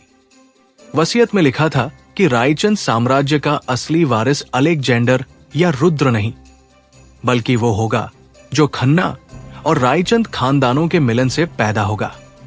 आयशा को एहसास हुआ कि रुद्रांश और आराध्या केवल उनके बच्चे नहीं थे, वे उस साम्राज्य की असली चाबी थे। तभी तहखाने की सीढ़ियों पर किसी के कदमों की आहट हुई। रुद्र ने फौरन अपनी गन निकाली और आयशा को अपने पीछे किया। अंधेरे से एक साया उभरा। वो कोई और नहीं बल्कि रघुवीर रायचंद थे। उनके पीछे सावित्री दादी और मिस्टर खन्ना भी थे। रघुवीर रायचंद की आंखों में पश्चाताप और दुख की एक ऐसी गहराई थी जो आयशा ने पहले कभी नहीं देखी थी। रघुवीर ने भारी आवाज में कहा, अब और छुपाने की ताकत मुझ में नहीं है रुद्र। अद्वैत मेरे भाई नहीं, वे मेरे जीवन का सबसे बड़ा पाप थे। वे और मल्होत्रा एक ही सिक्के के दो पहलू थे। तुम्हारी मां आयशा अद्वैत के काले धंधों को जान गई थी। उसने मेरे भाई को पुलिस के हवाले करने की कोशिश की थी और इसीलिए अद्वैत ने मल्होत्रा के जरिए उसका कत्ल करवाया। आयशा के मुंह से एक चीख निकल गई। उसकी मां का असली कातिल रघुवीर रायचंद का सगा भाई था। सावित्री दादी ने आयशा का हाथ थाम लिया और रोते हुए कहा, बेटा, हमने अद्वैत को दुनिया की नजरों में मार दिया ताकि रायचंदों की बदनामी न हो, लेकिन वो साया कभी खत्म नहीं हुआ। अलेक्जेंडर दरअसल अद्वैत का ही बेटा है, जिसे उसने लंदन में पाल पोस कर बड़ा किया ताकि वो एक दिन वापस आकर अपना हक मांग सके। आयशा को अब सब कुछ समझ आ रहा था। विक्टर और एलिना केवल अलेक्जेंडर के लिए काम कर रहे थे और अलेक्जेंडर अपने पिता अद्वैत का बदला ले रहा था। रुद्र ने अपने दादाजी की ओर देखा और गुस्से से पूछा, आपने इतने साल तक हमें खतरे में रखा दादाजी? आयशा की मां की मौत का राज आपने अपने भाई को बचाने के लिए छुपाया? रघुवीर रायचंद ने सिर झुका लिया और कहा, मैंने सिर्फ अपने खानदान की साख बचानी चाहिए थी, पर बदले में मैंने सब कुछ खो दिया। आज ये वसीयत साबित करती है कि ये साम्राज्य तुम्हारा है रुद्र, और उन बच्चों का जो आयशा की कोख से पैदा हुए हैं। अद्वैत का कोई भी वारिस इस पर हक नहीं जता सकता। आयशा ने उस वसीयत को अपने सीने से लगा लिया। उसे लगा जैसे उसकी मां की रूह आज उसे आशीर्वाद दे रही हो। लेकिन तभी खन्ना विला के बाहर एक जोरदार धमाका हुआ। आग की लपटें खिड़कियों से अंदर आने लगी। अलेक्जेंडर के कुछ वफादार आदमी जो पुलिस की पकड़ से बच गए थे, उन्होंने बंगले को चारों ओर से घेर लिया था। उनका नेता कोई और नहीं बल्कि माया का वो पुराना राजदार दीपक था, जो जेल से भाग निकला था। दीपक ने लाउडस्पीकर पर चिल्लाकर कहा, रुद्र रायचंद, वो वसीयत हमारे हवाले कर दो, वरना खन्ना विला आज तुम्हारा और तुम्हारे परिवार का कब्रिस्तान बन जाएगा। रुद्र ने आयशा की ओर देखा और उसकी आंखों में फिर से वो रक्षक वाला जज्बा जाग उठा। उसने आयशा के माथे को चूमा और कहा, आयशा, तुम दादाजी और पापा को लेकर पीछे के रास्ते से निकलो, मैं इन्हें यही रोकता हूं। आयशा ने रुद्र का हाथ पकड़ लिया और दृढ़ता से कहा, नहीं रुद्र, आज हम साथ लड़ेंगे। ये मेरा घर है और यहां का न्याय मैं तय करूंगी। आयशा ने पास पड़ी एक पुरानी राइफल उठाई जो उसके पिता की थी। रुद्र ने मुस्कुराते हुए अपनी गन लोड की। उनके बीच का वो 10+ भावनात्मक खिंचाव अब एक योद्धा युगल, वॉरियर कपल की ताकत में बदल चुका था। खन्ना विला के अंदर एक भीषण मुठभेड़ शुरू हो गई। गोलियों की गूंज पुरानी यादों को चीर रही थी। रुद्र और आयशा ने मिलकर एक एक हमलावर को धूल चटानी शुरू की। रुद्र की पाश्विक शक्ति और आयशा की सटीक निशानेबाजी ने हमलावरों के छक्के छुड़ा दिए। दीपक ने अंदर घुसने की कोशिश की, लेकिन आयशा ने एक ऐसी चाल चली जिससे पुस्तकालय की भारी अलमारी दीपक के ऊपर गिर गई। दीपक वही दब गया। पुलिस और समीर की टीम भी वहां पहुंच गई। आखिरकार अद्वैत रायचंद के अंतिम सायों का भी अंत हो गया। सुबह की पहली किरणें जब खन्ना विला की टूटी हुई खिड़कियों से अंदर आई तो वातावरण में एक शांति थी। रघुवीर रायचंद ने वसीयत के अंतिम कागजात पर हस्ताक्षर किए और आधिकारिक रूप से रायचंद ग्रुप की बागडोर रुद्र और आयशा के हाथों में सौंप दी। आयशा ने अपने पिता को गले लगाया। मिस्टर खन्ना ने कहा, बेटी, आज खन्ना विला आजाद हो गया। रुद्र ने आयशा को अपनी बाहों में भर लिया। वे दोनों थक चुके थे, लहूलुहान थे, लेकिन वे अजेय थे। 7 जन्मों की ये मुलाकात अब एक ऐसी विरासत बन चुकी थी जिसे अब कोई नहीं तोड़ सकता था। रुद्र ने आयशा के कान में फुसफुसाया, अब हमारी असली जिंदगी शुरू होती है आयशा, बिना किसी राज के, बिना किसी डर के। आयशा ने मुस्कुराते हुए रुद्र की आंखों में देखा और महसूस किया कि प्यार ही सबसे बड़ा न्याय है। मुंबई की रात आज अपनी पूरी भव्यता के साथ रायचंद विला की दहलीज पर झुकी हुई थी। अरब सागर से आती ठंडी हवाएं विला के बगीचे में लगे हजारों मोगरे के फूलों की खुशबू को अपने साथ समेटे हुए थी। आज का सवेरा महज एक नया दिन नहीं था, बल्कि ये उस 5 साल पुराने इंतजार का सुखद अंत था जिसने आयशा और रुद्र की रूहों को छलनी कर दिया था। विला को किसी दुल्हन की तरह सजाया गया था। सुनहरी कतरनों वाले पर्दे, क्रिस्टल के झूमर जिनसे छनकर आती पीली रोशनी मार्बल के फर्श पर नाच रही थी, और हर तरफ गूंजते शहनाई के मधुर स्वर। आयशा अपने कमरे के विशाल आईने के सामने खड़ी थी। उसने सुर्ख लाल रंग का एक भारी लहंगा पहना था। जिस पर असली सोने के तारों से प्रोजेक्ट फिनिक्स के नए प्रतीक, एक उड़ते हुए परिंदे की नक्काशी की गई थी। उसके गले में वो पुश्तैनी नौलखा हार था जो सावित्री दादी ने उसे खुद अपने हाथों से पहनाया था। आयशा की आंखों में आज वो प्रतिशोध की आग नहीं थी, बल्कि एक ऐसा सुकून था जो केवल न्याय पाने के बाद ही मिलता है। उसने अपनी मां की उस अधजली लाल डायरी को हाथ में लिया, जिसका आखिरी पन्ना अब पूरी तरह नया था और उस पर आयशा ने खुद लिखा था, मां, न्याय मुकम्मल हुआ, अब सिर्फ प्यार बाकी है। कमरे का भारी महोगनी दरवाजा धीरे से खुला और रुद्र अंदर दाखिल हुआ। रुद्र ने आज गहरे काले और सुनहरे रंग की शेरवानी पहनी थी, जिसमें उसकी मर्दाना शख्सियत और भी उभर कर आ रही थी। रुद्र की नजरें जैसे ही आयशा पर पड़ी, वो वही ठिठक गया। उसकी सांसें एक पल के लिए रुक गई। उसने धीरे धीरे आयशा की ओर कदम बढ़ाए। उसके जूतों की आहट मखमली कालीन पर दब रही थी। रुद्र ने पीछे से आकर आयशा के कंधों पर अपना हाथ रखा। उसकी मजबूत हथेलियों का स्पर्श आयशा के रेशमी दुपट्टे के पार उसकी त्वचा में एक बिजली जैसी सहरन पैदा कर रहा था। रुद्र ने आईने में आयशा के अक्स को देखते हुए बहुत ही धीमी और मखमली आवाज में कहा, आयशा, आज जब मैं तुम्हें इस रूप में देख रहा हूं तो मुझे यकीन नहीं हो रहा कि खुदा ने मुझे तुम जैसी रहमत बख्शी है। इन 5 सालों में मैंने हर रात सिर्फ इसी पल का सपना देखा था, जहां तुम मेरी आंखों के सामने सुरक्षित और खुश हो। रुद्र ने अपना चेहरा आयशा की गर्दन के पास झुकाया। उसकी गर्म सांसें और सैंडवुड परफ्यूम की मादक खुशबू आयशा को मदहोश कर रही थी। उनके बीच का वो 10+ भावनात्मक और शारीरिक खिंचाव इस बंद कमरे में अपने चरम पर था। आयशा ने पीछे मुड़कर रुद्र के चेहरे को अपनी कोमल हथेलियों में थाम लिया। उसने रुद्र की उन आंखों में झांका जिनमें कभी केवल गुस्सा और नफरत होती थी, लेकिन आज वहां केवल गहरा समर्पण और बेपनाह मोहब्बत थी। आयशा ने फुसफुसाते हुए कहा, रुद्र, आपने मुझे नफरत से निकाला और प्यार की इस मंजिल तक पहुंचाया। आज हम जो भी हैं, एक दूसरे की ताकत की वजह से हैं। आज से कोई खन्ना या रायचंद अलग नहीं होगा। आज से हम सिर्फ हम हैं। रुद्र ने आयशा की कमर के चारों ओर अपनी मजबूत बाहें लपेट ली और उसे अपनी ओर और करीब खींच लिया। उनकी धड़कनें एक दूसरे के सीने से टकरा रही थी, जैसे वे एक ही लय में बज रही हों। रुद्र ने आयशा के होठों को एक कोमल लेकिन अधिकारपूर्ण चुंबन में सील कर दिया।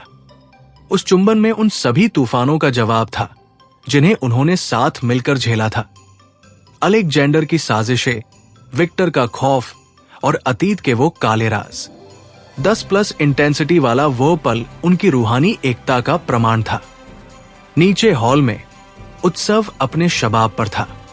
मुंबई के सबसे रसूखदार लोग, बिजनेस टाइकून और कानून के दिग्गज इस ऐतिहासिक शादी के गवाह बनने आए थे। मिस्टर खन्ना और रघुवीर रायचंद एक साथ खड़े मेहमानों का स्वागत कर रहे थे। मिस्टर खन्ना के चेहरे पर वो गरिमा वापस आ चुकी थी जिसे मल्होत्रा ने छीनने की कोशिश की थी। उन्होंने रघुवीर रायचंद की ओर देखकर कहा, रघुवीर जी, आज जब मैं इन बच्चों को देखता हूं तो मुझे लगता है कि हमारी पुरानी गलतियों का सबसे खूबसूरत प्रायश्चित यही है। हमने नफरत की दीवारें खड़ी की थी, लेकिन इन बच्चों ने मोहब्बत के पुल बना दिए। रघुवीर रायचंद ने सिर झुकाकर सहमति दी और कहा, खन्ना साहब, सच तो यह है कि आयशा ने इस घर को वो रोशनी दी है जिसकी हमें सबसे ज्यादा जरूरत थी। वो केवल आपकी बेटी नहीं, इस घर की रूह है। सावित्री दादी पास ही खड़ी मुस्कुरा रही थी। उनके चेहरे पर एक ऐसी तृप्ति थी मानो उनका जीवन सफल हो गया हो। तभी गलियारे से रुद्रांश, आराध्या और अयान दौड़ते हुए आए। रुद्रांश ने रुद्र की तरह ही छोटी शेरवानी पहनी थी और वो बहुत ही गंभीर दिखने की कोशिश कर रहा था, जबकि आराध्या आयशा के लहंगे की छोटी प्रतिकृति में किसी परी जैसी लग रही थी। अयान ने भी अब इस परिवार को पूरी तरह अपना लिया था। रुद्रांश ने रुद्र का हाथ पकड़कर कहा, पापा, सब लोग इंतजार कर रहे हैं। पंडित जी कह रहे हैं कि शुभ मुहूर्त निकल रहा है। रुद्र ने हंसते हुए रुद्रांश को गोद में उठा लिया और उसे चूमते हुए कहा, चलो मेरे छोटे शेर, आज तुम्हारी मम्मा को हमेशा के लिए रायचंद विला की मालकिन बनाते हैं। अयान ने आयशा का हाथ पकड़ा और उसे सीढ़ियों से नीचे ले जाने लगा। जैसे ही आयशा और रुद्र ने एक साथ सीढ़ियों से नीचे कदम रखा, पूरा हॉल तालियों की गूंज और फूलों की वर्षा से भर गया। वो नजारा ऐसा था मानो 7 जन्मों की कोई अधूरी कहानी आज मुकम्मल हो रही हो। शादी के मंडप में पवित्र अग्नि के सामने बैठते समय आयशा ने महसूस किया कि अब उसके जीवन का सारा अंधेरा छंट चुका है। पंडित जी ने मंत्र पढ़ने शुरू किए और जब रुद्र ने आयशा के गले में वो सोने और हीरों से जड़ा मंगलसूत्र पहनाया तो आयशा की आंखों से खुशी के 2 आंसू टपक कर रुद्र के हाथ पर गिरे। रुद्र ने अपनी उंगली से उन आंसुओं को पोंछा और उसे एक मूक आश्वासन दिया। अग्नि के फेरे लेते समय हर कदम के साथ आयशा को अपनी मां की मौजूदगी महसूस हो रही थी। उसे लग रहा था जैसे उसकी मां ऊपर से मुस्कुराते हुए कह रही हो, बेटी तूने कर दिखाया। जब रुद्र ने आयशा की मांग में सिंदूर भरा तो वो केवल एक रस्म नहीं थी, बल्कि ये उस न्याय की आखिरी मोहर थी जिसके लिए आयशा न्यूयॉर्क से मुंबई आई थी। शादी के बाद एक ग्रैंड रिसेप्शन हुआ जहां रुद्र ने एक ऐसी घोषणा की जिसने सबको भावुक कर दिया। उसने मंच पर आकर आयशा का हाथ थाम लिया और कहा, आज से खन्ना रायचंद ग्लोबल अपनी कुल संपत्ति का 40% उन औरतों और बच्चों के लिए समर्पित करेगा जो कानूनी लड़ाइयों में अकेले पड़ जाते हैं। हम सावित्री अंजलि फाउंडेशन आयशा की मां के नाम पर की शुरुआत कर रहे हैं। न्याय अब केवल महंगे वकीलों तक सीमित नहीं रहेगा, वो हर उस दिल तक पहुंचेगा जिसे इसकी जरूरत है। आयशा की आंखों में गर्व की चमक थी। उसे लगा कि उसका वकील होना आज सार्थक हुआ है। रात के आखिरी पहर में जब मेहमान विदा हो चुके थे और विला फिर से शांत हो गया था, रुद्र और आयशा अपनी पसंदीदा बालकनी में खड़े थे। समंदर की लहरों का शोर आज बहुत सुकून दे रहा था। रुद्र ने पीछे से आयशा को गले लगाया और उसे अपनी शॉल में लपेट लिया। हवा में रात की रानी की खुशबू घुली हुई थी। रुद्र ने आयशा के कान में फुसफुसाया, अब हम क्या करेंगे मिसेज आयशा रुद्र रायचंद? कोई केस नहीं, कोई विलेन नहीं, कोई भागदौड़ नहीं। आयशा ने मुस्कुराते हुए अपना सिर पीछे रुद्र के कंधे पर टिका दिया और कहा, अब हम जिएंगे रुद्र। हम उन पलों को जिएंगे जो हमसे छीन लिए गए थे। हम अपने बच्चों को एक ऐसी दुनिया देंगे जहां नफरत का कोई नामो निशान न हो। रुद्र ने आयशा को अपनी ओर घुमाया। उसकी आंखों में अब एक शरारत भरी चमक थी। उसने कहा, और शायद एक और छोटे रायचंद के बारे में क्या ख्याल है? आयशा शर्मा कर रुद्र के सीने में छिप गई। 10+ इंटेंसिटी वाला वो प्रेम भरा पल उनके भविष्य के सुनहरे सपनों का आगाज था। तभी आसमान में आतिशबाजी शुरू हो गई। जस्टिस फॉर माई लव के बड़े बड़े अक्षर आसमान में चमक रहे थे। खन्ना विला और रायचंद विला के बीच की दूरियां अब इतिहास बन चुकी थी। आयशा ने अपनी वो लाल डायरी निकाली और उसका आखिरी पन्ना हवा में लहराया। उस पर अब लिखा था, justice is served but love is forever. न्याय मिल गया लेकिन प्यार अमर है। रुद्र ने आयशा का हाथ थाम लिया और वे दोनों एक साथ उस उगते हुए सूरज की ओर देखने लगे जो एक नए, निर्दोष और प्रेमपूर्ण कल का संकेत दे रहा था। 7 जन्मों की ये मुलाकात अब एक ऐसी महागाथा बन चुकी थी जिसे आने वाली पीढ़ियां न्याय और प्रेम की मिसाल के रूप में याद रखेंगी। 10 साल बाद रुद्रांश अब एक होनहार किशोर है जो अपने पिता का बिजनेस संभालना सीख रहा है। आराध्या अपनी मां की तरह एक निडर वकील बनने की राह पर है और अयान रायचंद ग्रुप का मुख्य तकनीक विशेषज्ञ बन चुका है। रुद्र और आयशा अभी भी उसी बालकनी में खड़े हैं, हाथ में हाथ डाले, ये जानते हुए कि चाहे कोई भी तूफान आए उनका प्यार हमेशा उनकी ढाल बना रहेगा। न्याय की ये कहानी यहां समाप्त होती है, लेकिन उनकी मोहब्बत का सफर अनंत है। अंत। मुंबई की रात आज वैसी ही उमस भरी थी जैसी 12 साल पहले थी, लेकिन रायचंद विला के नजारे पूरी तरह बदल चुके थे। विला के मुख्य द्वार पर अब हाईटेक लेजर सुरक्षा प्रणालियां थी और पूरे बगीचे को मूनलाइट लैंप से सजाया गया था। विला के शीर्ष तल पर बने मास्टर बेडरूम की बालकनी में आयशा खड़ी थी। उसने गहरे नीले रंग का एक सिल्क का नाइट गाउन पहना था, जो उसकी गरिमा और उम्र के इस परिपक्व पड़ाव पर उसकी निखरती सुंदरता को बयां कर रहा था। उसके बाल अब थोड़े छोटे थे, लेकिन उसकी आंखों की वो वकील वाली पैनी चमक आज भी वैसी ही थी। आयशा ने अपने हाथ में पकड़े टैबलेट पर केआरजी ग्रुप के गिरते हुए शेयर्स का ग्राफ देखा। उसे एक अजीब सी बेचैनी महसूस हो रही थी, वही बेचैनी जो उसे अलेक्जेंडर के हमले से पहले हुई थी। तभी पीछे से आती सैंडलवुड और ओल्डवुड की मिलीजुली महक ने उसे एहसास करा दिया कि रुद्र वहां है। रुद्र अब 45 साल का था, लेकिन उसका शरीर आज भी किसी एथलीट की तरह सुगठित था। उसके बालों में कनपटी के पास थोड़ी सी सफेदी आ गई थी, जो उसे और भी राजसी और प्रभावशाली लुक दे रही थी। रुद्र ने पीछे से आकर आयशा की कमर पर अपनी मजबूत बाहें लपेट ली। उसकी हथेलियों की गर्माहट आयशा के सिल्क के कपड़ों को चीरती हुई उसकी त्वचा को छू रही थी। रुद्र ने अपना चेहरा आयशा की गर्दन के पास झुकाया और बहुत ही धीमी भारी आवाज में पूछा, मिसेज रायचंद, आधी रात को शेयर्स का ग्राफ देखना हमारे रिटेम प्लान का हिस्सा नहीं था। क्या बात है जो तुम्हें सोने नहीं दे रही? रुद्र की आवाज का वो बेस और उसकी सांसों की गर्मी आयशा के शरीर में आज भी वही 10+ इंटेंसिटी वाला खिंचाव पैदा कर रही थी।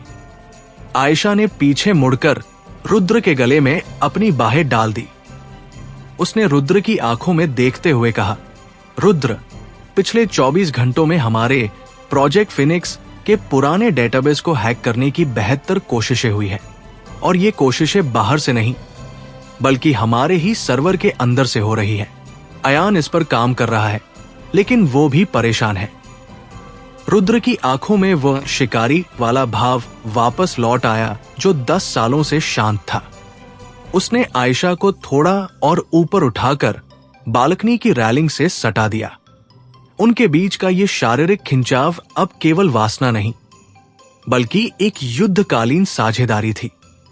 रुद्र ने फुसफुसाते हुए कहा, अगर कोई हमारे घर के अंदर घुसकर हमारे बच्चों की विरासत से खेलने की कोशिश कर रहा है, तो उसे ये नहीं भूलना चाहिए कि इस विरासत को हमने खून से सींचा है।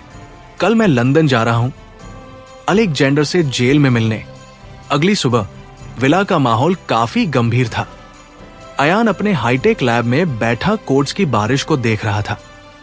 रुद्रांश, जो अभी अभी हार्वर्ड से अपनी छुट्टियों में आया था, अपने पिता के साथ जिम में पसीना बहा रहा था। रुद्रांश बिल्कुल रुद्र की कार्बन कॉपी था।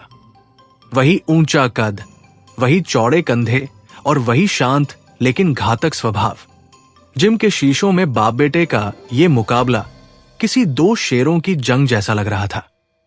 रुद्रांश ने पंचिंग बैग पर एक जोरदार प्रहार करते हुए कहा, डैड, समीर अंकल बता रहे थे कि लंदन के प्रोजेक्ट्स में कुछ गड़बड़ है। अगर आप चाहें तो मैं वहां जाकर स्थिति संभाल सकता हूं। रुद्र ने रुद्रांश की आंखों में देखा और उसे अपनी जवानी की याद आ गई।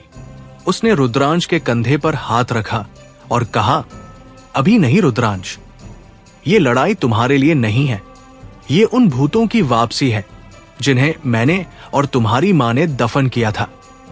तुम अभी अपनी पढ़ाई और यहां की सुरक्षा पर ध्यान दो। इसी बीच आराध्या लाइब्रेरी में बैठी आयशा के पुराने केस फाइल्स का अध्ययन कर रही थी। वो अपनी मां की तरह ही तर्कपूर्ण और निडर थी। उसने अचानक एक पुरानी फाइल निकाली जो मिस्टर मल्होत्रा के गुप्त वसीयत की थी। उसने देखा कि वसीयत में एक ऐसे नाम का जिक्र था जिसे पहले कभी गौर से नहीं देखा गया, मार्क। आराध्या दौड़कर आयशा के पास गई। आयशा उस समय बगीचे में अयान के साथ चर्चा कर रही थी। आराध्या ने हाफते हुए कहा, मम्मा, देखिए, मल्होत्रा की वसीयत में अलेक्जेंडर के अलावा एक और बच्चे का जिक्र है, मार्क अलेक्जेंडर। उसे एक ट्रस्ट फंड भेजा जाता रहा है जो स्विट्जरलैंड के एक अनाम खाते से जुड़ा है। आयशा का चेहरा सफेद पड़ गया। उसे एहसास हुआ कि अलेक्जेंडर ने हारने से पहले एक बैकअप तैयार किया था, एक ऐसा वारिस जिसे उसने नफरत की आग में पालकर बड़ा किया था। रात को जब रुद्र लंदन के लिए निकलने वाला था, आयशा ने उसे रोक लिया। उसने वो वसीयत रुद्र को दिखाई। रुद्र का जबड़ा भिंच गया। उसने कहा, इसका मतलब है कि सांप की पूंछ अभी भी जिंदा है। अलेक्जेंडर का बेटा मार्क, वो अब 24 साल का होगा। वही उम्र जब अलेक्जेंडर ने अपना साम्राज्य शुरू किया था। आयशा ने रुद्र का हाथ पकड़ा और कहा, रुद्र, मैं भी तुम्हारे साथ लंदन चलूंगी। ये कानूनी और तकनीकी दोनों तरह की जंग है। हम बच्चों को यहां समीर और बंटी की सुरक्षा में छोड़ेंगे। लंदन के उस हाई सिक्योरिटी जेल बेलमर्श के अंदर का माहौल बहुत ही घुटन भरा था। रुद्र और आयशा एक कांच की दीवार के पीछे बैठे थे। सामने से अलेक्जेंडर को लाया गया। वो अब 60 साल का हो चुका था। उसके बाल पूरी तरह सफेद थे और उसका चेहरा झुर्रियों से भर गया था, लेकिन उसकी आंखों में वो नफरत आज भी ताजा थी। अलेक्जेंडर ने एक ठंडी हंसी के साथ कहा, भतीजे, आयशा, तुम दोनों अभी भी उतने ही जवान दिख रहे हो। लगता है मेरी तबाही पर तुम दोनों ने बहुत जश्न मनाया है। रुद्र ने बहुत ही ठंडे स्वर में पूछा, मार्क कहाँ है अलेक्जेंडर? वो तुम्हारे पापों को आगे क्यों बढ़ा रहा है? अलेक्जेंडर ने अपनी नीली आंखें सिकोड़ी और फुसफुसाते हुए कहा, मार्क मेरा बेटा नहीं है रुद्र, वो मेरा प्रतिशोध है। उसे मैंने नहीं, बल्कि तुम्हारी ही एक गलती ने जन्म दिया है। याद करो वो प्रोजेक्ट फिनिक्स का लैब धमाका। मार्क उसी लैब की एक रिसर्चर का बेटा है जिसकी जान तुमने अनजाने में ली थी। वो अब द घोस्ट ऑफ फिनिक्स बनकर वापस आया है। वो केआरजी को अंदर से खोखला कर देगा और तुम कुछ नहीं कर पाओगे। आयशा ने मेज पर जोर से हाथ पटका और कहा, कानून के हाथ बहुत लंबे हैं अलेक्जेंडर, हम उसे भी ढूंढ निकालेंगे। अलेक्जेंडर ने चिल्लाकर हंसना शुरू कर दिया। वो तुम्हारे बहुत करीब है आयशा, इतना करीब कि तुम उसे पहचान भी नहीं पाओगी। लंदन से वापस लौटते समय रुद्र और आयशा विमान में बहुत चिंतित थे। केबिन की मध्यम रोशनी में आयशा रुद्र की बाहों में दुबक कर बैठी थी। रुद्र ने आयशा के बालों को सहलाते हुए कहा, आयशा, हमें विला के हर कर्मचारी, हर नए मैनेजर की जांच करनी होगी। मार्क हमारे करीब है, इसका मतलब है कि वो विला के अंदर या केआरजी के मुख्यालय में घुस चुका है। आयशा ने महसूस किया कि रुद्र का शरीर तनाव से पत्थर की तरह सख्त हो गया था। उसने रुद्र का चेहरा अपनी ओर घुमाया और उसकी आंखों में देखते हुए कहा, रुद्र, हम फिर से वही करेंगे जो हमने 12 साल पहले किया था। हम साथ लड़ेंगे। मार्क को नहीं पता कि वो किन दो लोगों से टकरा रहा है। उनके बीच का वो 10+ इंटेंसिटी वाला पल फिर से प्रज्वलित हो गया। रुद्र ने आयशा के होठों को एक ऐसे चुंबन में सील कर दिया जो डर और सुरक्षा का एक मिला जुला एहसास था। जब वे मुंबई वापस पहुंचे तो विला में सन्नाटा था। समीर ने बताया कि रुद्रांश अपनी एक कॉलेज फ्रेंड के साथ बाहर डिनर पर गया है। आयशा ने पूछा, कौन दोस्त? समीर ने बताया, एक नई लड़की है, सारा, वो भी हार्वर्ड से आई है। आयशा के मन में एक बिजली कौंधी। उसने तुरंत सारा का बैकग्राउंड चेक करने को कहा। अयान ने अपनी उंगलियों को कीबोर्ड पर नचाया और सारा की प्रोफाइल खोली। सारा की प्रोफाइल बिल्कुल क्लीन थी, लेकिन उसकी मां का नाम एलिना था। आयशा की चीख निकल गई। एलिना, अलेक्जेंडर की वो सहयोगी। ये सारा और मार्क का जाल है। वे रुद्रांश के जरिए हमारे घर में घुस रहे हैं। उसी समय रुद्र के फोन पर एक मैसेज आया। वो रुद्रांश का लोकेशन था, जो शहर के एक वीरान डॉकयार्ड की ओर इशारा कर रहा था। रुद्र ने अपनी गन निकाली और कहा, आयशा, रुद्रांश खतरे में है। अयान, तुम विला को लॉक करो और आराध्या को सुरक्षित रखो। मैं और समीर निकल रहे हैं। आयशा ने अपना कोट उठाया और कहा, मैं भी आ रही हूं रुद्र। मेरी औलाद की जान पर बात आई है। आज कानून बाद में बोलेगा, पहले एक मां का इंसाफ होगा। गाड़ी मुंबई की सड़कों पर किसी मिसाइल की तरह दौड़ रही थी। रुद्र की पकड़ स्टीयरिंग पर इतनी मजबूत थी कि टायर चीख रहे थे। आयशा पास बैठी थी। उसका चेहरा किसी पत्थर की मूरत जैसा था। विरासत को बचाने की ये जंग अब उनके अपने खून रुद्रांश की जान पर टिकी थी। जैसे ही वे डॉकयार्ड पहुंचे, वहां एक पुरानी क्रेन के नीचे रुद्रांश बंधा हुआ था। उसके सामने सारा खड़ी थी, लेकिन उसके हाथ में गन थी और उसके चेहरे पर वो मासूमियत गायब थी। सारा के पीछे एक लंबा नकाबपोश शख्स खड़ा था, मार्क अलेक्जेंडर। मार्क ने अपना नकाब हटाया और उसकी सूरत देखकर आयशा और रुद्र के पैरों के नीचे से जमीन खिसक गई। वो बिल्कुल रुद्रांश जैसा दिख रहा था। मार्क ने बहुत ही ठंडी आवाज में कहा, नमस्ते पापा। नमस्ते मम्मा। क्या आपको सचमुच लगा कि रुद्रांश ही आपका इकलौता बेटा है? ये वो ट्विस्ट था जिसने रायचंद विला के अस्तित्व को ही हिला दिया। क्या मार्क सचमुच रुद्र का बेटा था? क्या आयशा से कोई बड़ा सच छुपाया गया था? कहानी अब उस मोड़ पर थी जहां हर रिश्ता एक नया सवाल बन चुका था। मुंबई के डॉकयार्ड का सन्नाटा आज रात किसी ठंडी कब्र की तरह लग रहा था। तेज बारिश की बूंदें पुराने लोहे के कंटेनरों पर गिरकर एक डरावना शोर पैदा कर रही थी। आयशा के कानों में अभी भी मार्क अलेक्जेंडर की वो आवाज गूंज रही थी, नमस्ते पापा, नमस्ते मम्मा। ये शब्द किसी बम की तरह फटे थे। आयशा ने अपनी नजरें रुद्र की ओर घुमाई, जो पत्थर की मूरत बना खड़ा था। रुद्र का चेहरा पीला पड़ गया था और उसकी आंखों में वो हैरानी थी जो केवल किसी गहरे धोखे से आती है। मार्क, जो बिल्कुल रुद्र की जवानी के दिनों जैसा दिख रहा था, हाथ में गन लिए मुस्कुरा रहा था।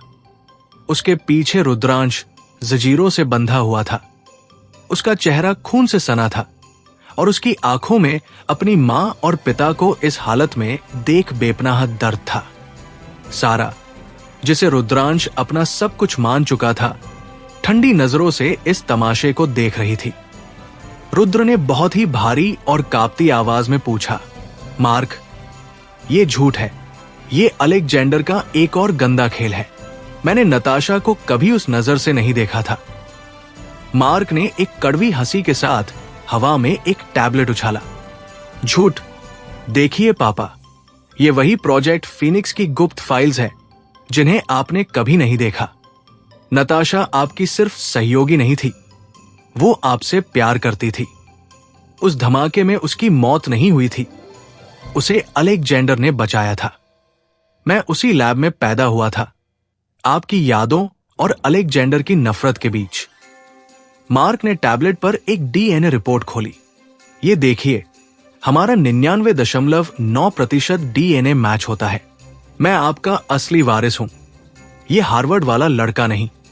आयशा ने आगे बढ़कर रुद्र का हाथ थाम लिया।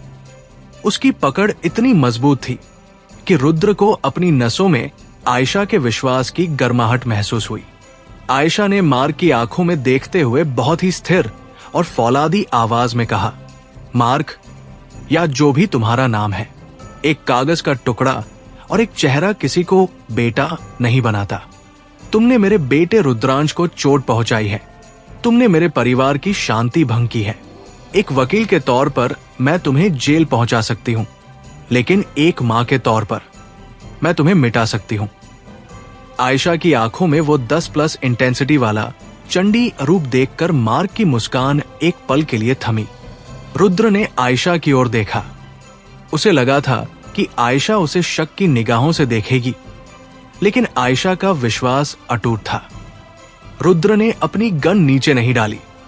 उसने मार्क से कहा, अगर तुम मेरा खून हो तो रुद्रांश को छोड़ दो। ये लड़ाई मेरे और तुम्हारे बीच है, उसे इस कचरे में मत घसीटो।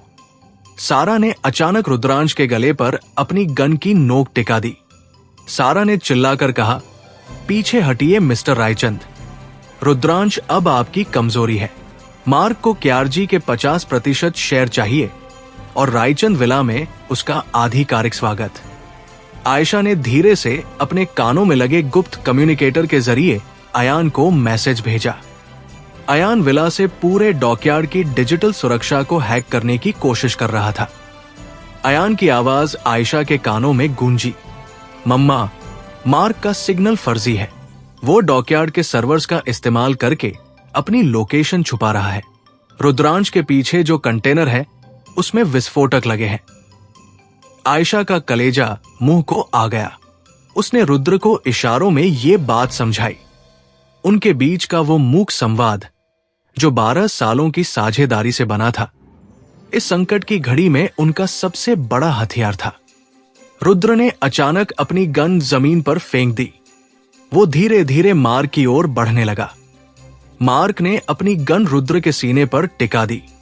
रुक जाइए पापा, एक कदम और मैं ट्रिगर दबा दूंगा। रुद्र ने बिना डरे मार्क की आंखों में झांका। तुम कहते हो तुम मेरा खून हो, तो फिर मारो मुझे। रायचंदों का खून कभी पीठ पीछे वार नहीं करता। क्या तुम्हें इतनी हिम्मत है कि अपने ही पिता की आंखों में देखकर उसे खत्म कर सको? रुद्र का यह दाव काम कर गया। मार्क का हाथ हल्का सा कांपा। उसे अलेक्जेंडर ने केवल नफरत सिखाई थी, लेकिन एक पिता का सीधा सामना करने की हिम्मत उसके पास नहीं थी। उसी समय आयशा ने अपनी जैकेट से एक छोटा सा धुआं छोड़ने वाला ग्रेनेड, स्मोक ग्रेनेड, निकाला और उसे जमीन पर दे मारा। पूरे डॉकयार्ड में धुंध छा गई। सारा ने हड़बड़ाहट में गोली चलाई, लेकिन वो निशाना चूक गई। रुद्र ने बिजली की फुर्ती से मार्क के हाथ से गन छीन ली और उसे जमीन पर पटक दिया। आयशा दौड़कर रुद्रांश की ओर बढ़ी। उसने जंजीरों को खोलने की कोशिश की, लेकिन वे इलेक्ट्रॉनिक लॉक्स थे। अयान, कोड भेजो, आयशा चिल्लाई। अयान ने अंतिम सेकंड में लॉक खोल दिया। आयशा ने रुद्रांश को अपनी बाहों में भर लिया। रुद्रांश अपनी मां के सीने से लगकर फूट फूट कर रोने लगा।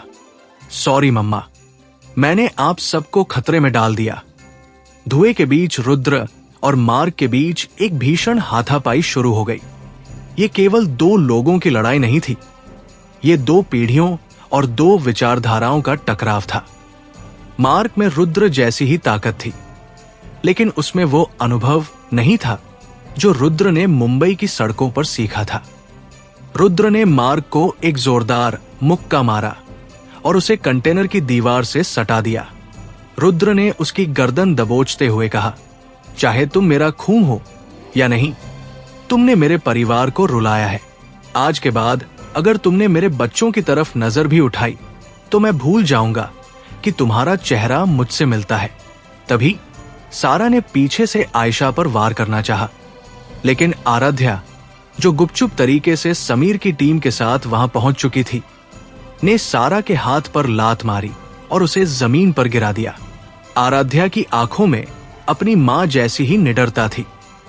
मेरे परिवार को हाथ लगाने की भूल मत करना सारा, आराध्या ने चिल्लाकर कहा। समीर और पुलिस की टीम ने पूरे इलाके को घेर लिया। मार्क और सारा को गिरफ्तार कर लिया गया। जब पुलिस उन्हें ले जा रही थी, मार्क ने मुड़कर आयशा की ओर देखा और कहा, यह सिर्फ शुरुआत है Ayesha Khanna.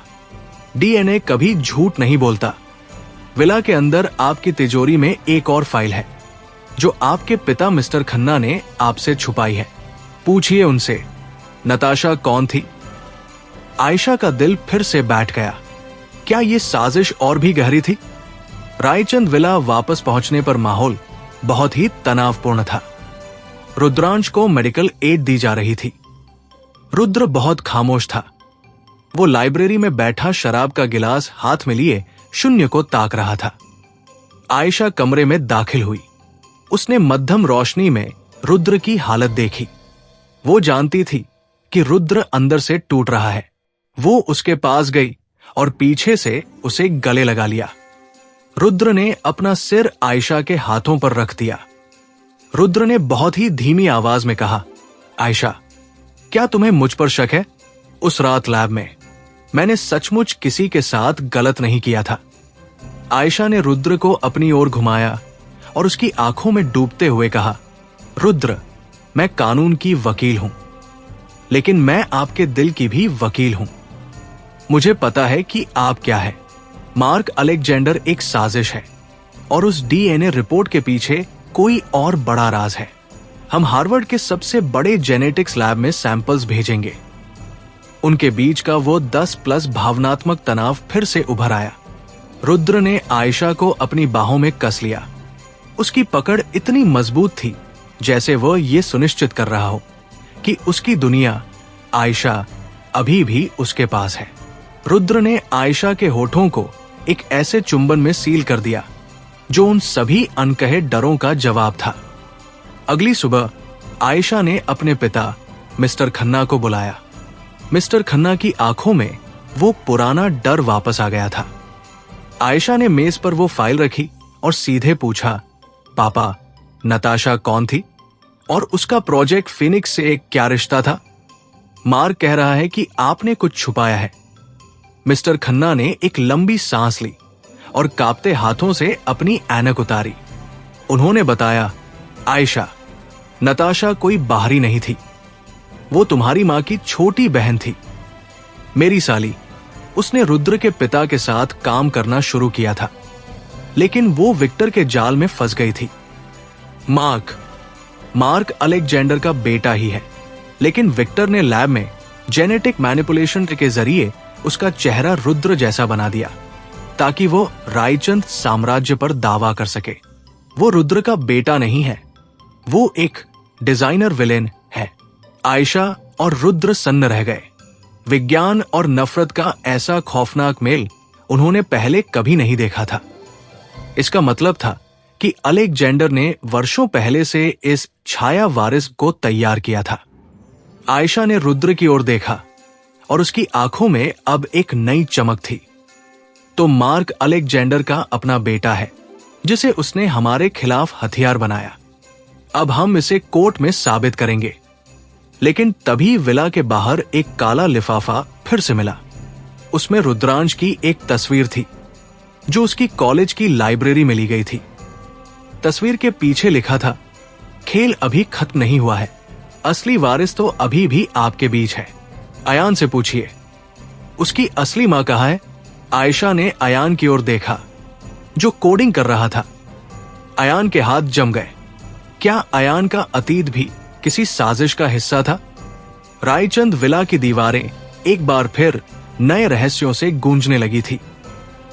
Justice for my love अब एक ऐसी भूल भुलैया बन चुकी थी जहां हर मोड़ पर एक नया राज इंतजार कर रहा था। मुंबई की बारिश आज थमने का नाम नहीं ले रही थी, जैसे आसमान भी रायचंद विला के अंदर छिपे आंसुओं को ढकने की कोशिश कर रहा हो। विला के मुख्य हॉल में मध्यम पीली रोशनी फैली हुई थी, लेकिन माहौल में एक ऐसी ठंडक थी जिसे हीटर भी गर्म नहीं कर पा रहा था। आयशा अपनी मेज पर बैठी थी। उसके सामने वही काला लिफाफा खुला था जिसमें रुद्रांश की फोटो और अयान के अतीत पर सवाल था। अयान उसके सामने खड़ा था। उसका चेहरा सफेद पड़ गया था और उसकी उंगलियां लगातार अपनी शर्ट के बटन को मरोड़ रही थी। अयान, जो हमेशा कठिन से कठिन कोड को मिनटों में सुलझा देता था, आज अपनी ही जिंदगी के उलझे हुए धागों के सामने बेबस था। रुद्र खिड़की के पास खड़ा बाहर की गिरती बारिश को देख रहा था। उसकी मुट्ठियां कसी हुई थी और उसकी आंखों में वो पुराना प्रेडेटर, शिकारी जाग उठा था। आयशा ने बहुत ही कोमल लेकिन दृढ़ आवाज में पूछा, अयान, क्या तुम जानते हो कि ये पत्र किस बारे में बात कर रहा है? क्या सावित्री दादी ने तुम्हें कभी तुम्हारी मां के बारे में कुछ और बताया था? अयान ने अपनी आंखें ऊपर की। उसकी आंखों में आंसू भरे थे। उसने कांपती आवाज में कहा, मम्मा, मुझे बस इतना पता था कि मेरी मां एक हादसे में चली गई थी। दादी कहती थी कि वो एक बहुत बड़ी वैज्ञानिक थी, लेकिन पिछले कुछ दिनों से मुझे कुछ धुंधली यादें आ रही है। एक सफेद कमरा, दवाइयों की गंध और एक औरत जो मुझे लोरी सुनाते हुए रो रही थी। रुद्र मुड़ा और अयान के पास आया। उसने अयान के कंधे पर अपना मजबूत हाथ रखा।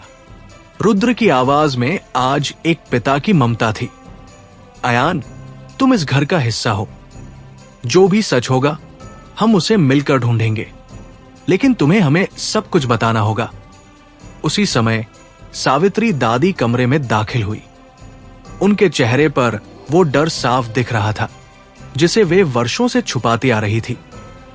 उन्होंने कांपते हाथों से अपनी माला पकड़ी थी। उन्होंने आयशा की ओर देखा और रुआसी आवाज में कहा, आयशा, अब और छुपाना मुमकिन नहीं है। संध्या, अयान की मां, वो मरी नहीं थी। अलेक्जेंडर ने उसे अगवा कर लिया था क्योंकि प्रोजेक्ट फीनिक्स का आखिरी फॉर्मूला उसके दिमाग में था। मैंने रघुवीर जी से कहा था कि उसे ढूंढे, लेकिन उन्होंने रायचंद खानदान की बदनामी के डर से पुलिस को नहीं बताया। संध्या को एक गुप्त पागल खाने में रखा गया था और अयान को मुझे सौंप दिया गया था। विला के हॉल में जैसे सन्नाटा जम गया। आयशा के पैरों के नीचे से जमीन खिसक गई। उसकी अपनी दादी सास ने एक मां को उसके बच्चे से दूर रखा था। आयशा का वकील वाला दिमाग तेजी से काम करने लगा। उसने फौरन समीर को फोन किया और मुंबई के पुराने मानसिक अस्पतालों की लिस्ट निकालने को कहा जो अलेक्जेंडर की कंपनियों से जुड़े थे। आयशा ने रुद्र की ओर देखा। उनके बीच का वो 10+ भावनात्मक तनाव इस पल में साफ महसूस किया जा सकता था। रुद्र की आंखों में पछतावा और गुस्सा एक साथ उबल रहा था। उसने आयशा का हाथ थाम लिया। उसकी पकड़ इतनी मजबूत थी कि आयशा को उसकी धड़कनें अपनी हथेलियों में महसूस हो रही थी। रुद्र ने कहा, आयशा, हम अभी निकलेंगे। अयान, तुम विला में ही रुकोगे। रुद्रांश और आराध्या की सुरक्षा अब तुम्हारे हाथ में है। वे शांति विला मेंटल हीथ सेंटर पहुंचे, जो शहर के बाहरी इलाके में एक खंडहरनुमा इमारत थी। वहां की हवा में नमी, फिनोल और पुराने जख्मों की गंध रचीब सी थी। रुद्र और आयशा गलियारों से गुजर रहे थे, जहां केवल बीमारों के करहाने की आवाजें आ रही थी। समीर ने उन्हें कमरा नंबर 304 की ओर इशारा किया। जैसे ही रुद्र ने दरवाजा खोला, आयशा की चीख निकल गई। वहां बिस्तर पर एक औरत बैठी थी, जिसके बाल सफेद हो चुके थे और वो दीवारों पर कोयले से कुछ फॉर्मूले लिख रही थी। वो संध्या थी। आयशा धीरे से उसके पास गई। संध्या ने जैसे ही आयशा को देखा, उसकी आंखों में एक अजीब सी चमक आई। अंजलि? उसने आयशा की मां का नाम लिया। आयशा की आंखों से आंसू बहने लगे। नहीं मौसी, मैं आयशा हूं, अंजलि की बेटी। संध्या ने कांपते हाथों से आयशा का चेहरा छुआ। तुम बहुत बड़ी हो गई हो। मेरा बेटा, मेरा अयान कहाँ है? रुद्र पीछे खड़ा ये सब देख रहा था। उसका सीना गर्व और दुख से भर गया। उसने महसूस किया कि अलेक्जेंडर ने केवल व्यापारिक साजिशें नहीं की थी, उसने इंसानी रूहों को कुचला था। अचानक अस्पताल के सायरन बजने लगे। अलेक्जेंडर के वफादार साइलेंट ऑब्जर्वर के गुंडों ने इमारत को घेर लिया था। मार्क अलेक्जेंडर ने हार नहीं मानी थी। रुद्र ने फौरन अपनी गन निकाली और आयशा को संध्या के पास झुकने को कहा। रुद्र ने कहा, आयशा, इन्हें बाहर निकालो, मैं इन्हें संभालता हूं। गलियारे में गोलियों की गूंज सुनाई देने लगी। रुद्र एक दीवार के पीछे छिपकर जवाबी हमला कर रहा था। उसकी फुर्ती और सटीकता आज भी वैसी ही थी जैसे 12 साल पहले थी। उसने एक हमलावर की गर्दन पकड़कर उसे दीवार से दे मारा। मेरे परिवार को फिर से हाथ लगाने की जुर्रत मत करना। रुद्र की दहाड़ पूरे अस्पताल में गूंज उठी। आयशा ने संध्या को सहारा देकर बाहर ले जाने की कोशिश की। संध्या के पास एक छोटी सी डायरी थी जिसे उसने अपने सीने से लगा रखा था। संध्या ने फुसफुसाते हुए कहा, आयशा, इसमें सब कुछ है। मार्क को यह कभी नहीं मिलना चाहिए। ये अयान की विरासत है। जैसे ही वे मुख्य द्वार के करीब पहुंचे, एक लंबा साया उनके सामने खड़ा हो गया। वो मार्क अलेक्जेंडर था। उसने पुलिस की कस्टडी से भागने का रास्ता ढूंढ लिया था। मार्क ने अपनी गन संध्या की ओर तान दी। फॉर्मूला मुझे दे दो आंटी, वरना आपका बेटा अयान कभी अपनी असली मां का चेहरा नहीं देख पाएगा। तभी पीछे से एक तेज आवाज आई। वो रुद्रांश था। वो अपनी स्पोर्ट्स कार से वहां पहुंचा था और उसके हाथ में रुद्र की ही एक पुरानी राइफल थी। रुद्रांश की आंखों में वही रायचंदों वाली क्रूरता और न्याय की प्यास थी। मार्क, दूर हट मेरी मां और मेरी नानी से, रुद्रांश ने बिना सोचे समझे गोली चला दी। गोली मार्क के कंधे को चीरते हुए निकल गई। मार्क कराहते हुए पीछे हटा। रुद्र भी वहां पहुंच गया और उसने मार्क को दबोच लिया। रुद्र ने मार्क के चेहरे पर एक के बाद एक मुक्के बरसाने शुरू किए। तुमने सोचा था कि तुम मेरे घर में दरार डालोगे? तुमने हमें और मजबूत बना दिया है। पुलिस और समीर की टीम ने बाकी हमलावरों को ढेर कर दिया। संध्या को सुरक्षित एम्बुलेंस में रखा गया। आयशा ने रुद्रांश को गले लगा लिया। रुद्रांश का शरीर गुस्से से कांप रहा था। आयशा ने उसे शांत करते हुए कहा, बेटा, तुमने बहुत बहादुरी दिखाई, लेकिन अब कानून को अपना काम करने दो। रुद्रांश ने अपनी मां की आंखों में देखा और कहा, मम्मा, उन्होंने आपको डराया। मैं उन्हें कभी माफ नहीं करूंगा।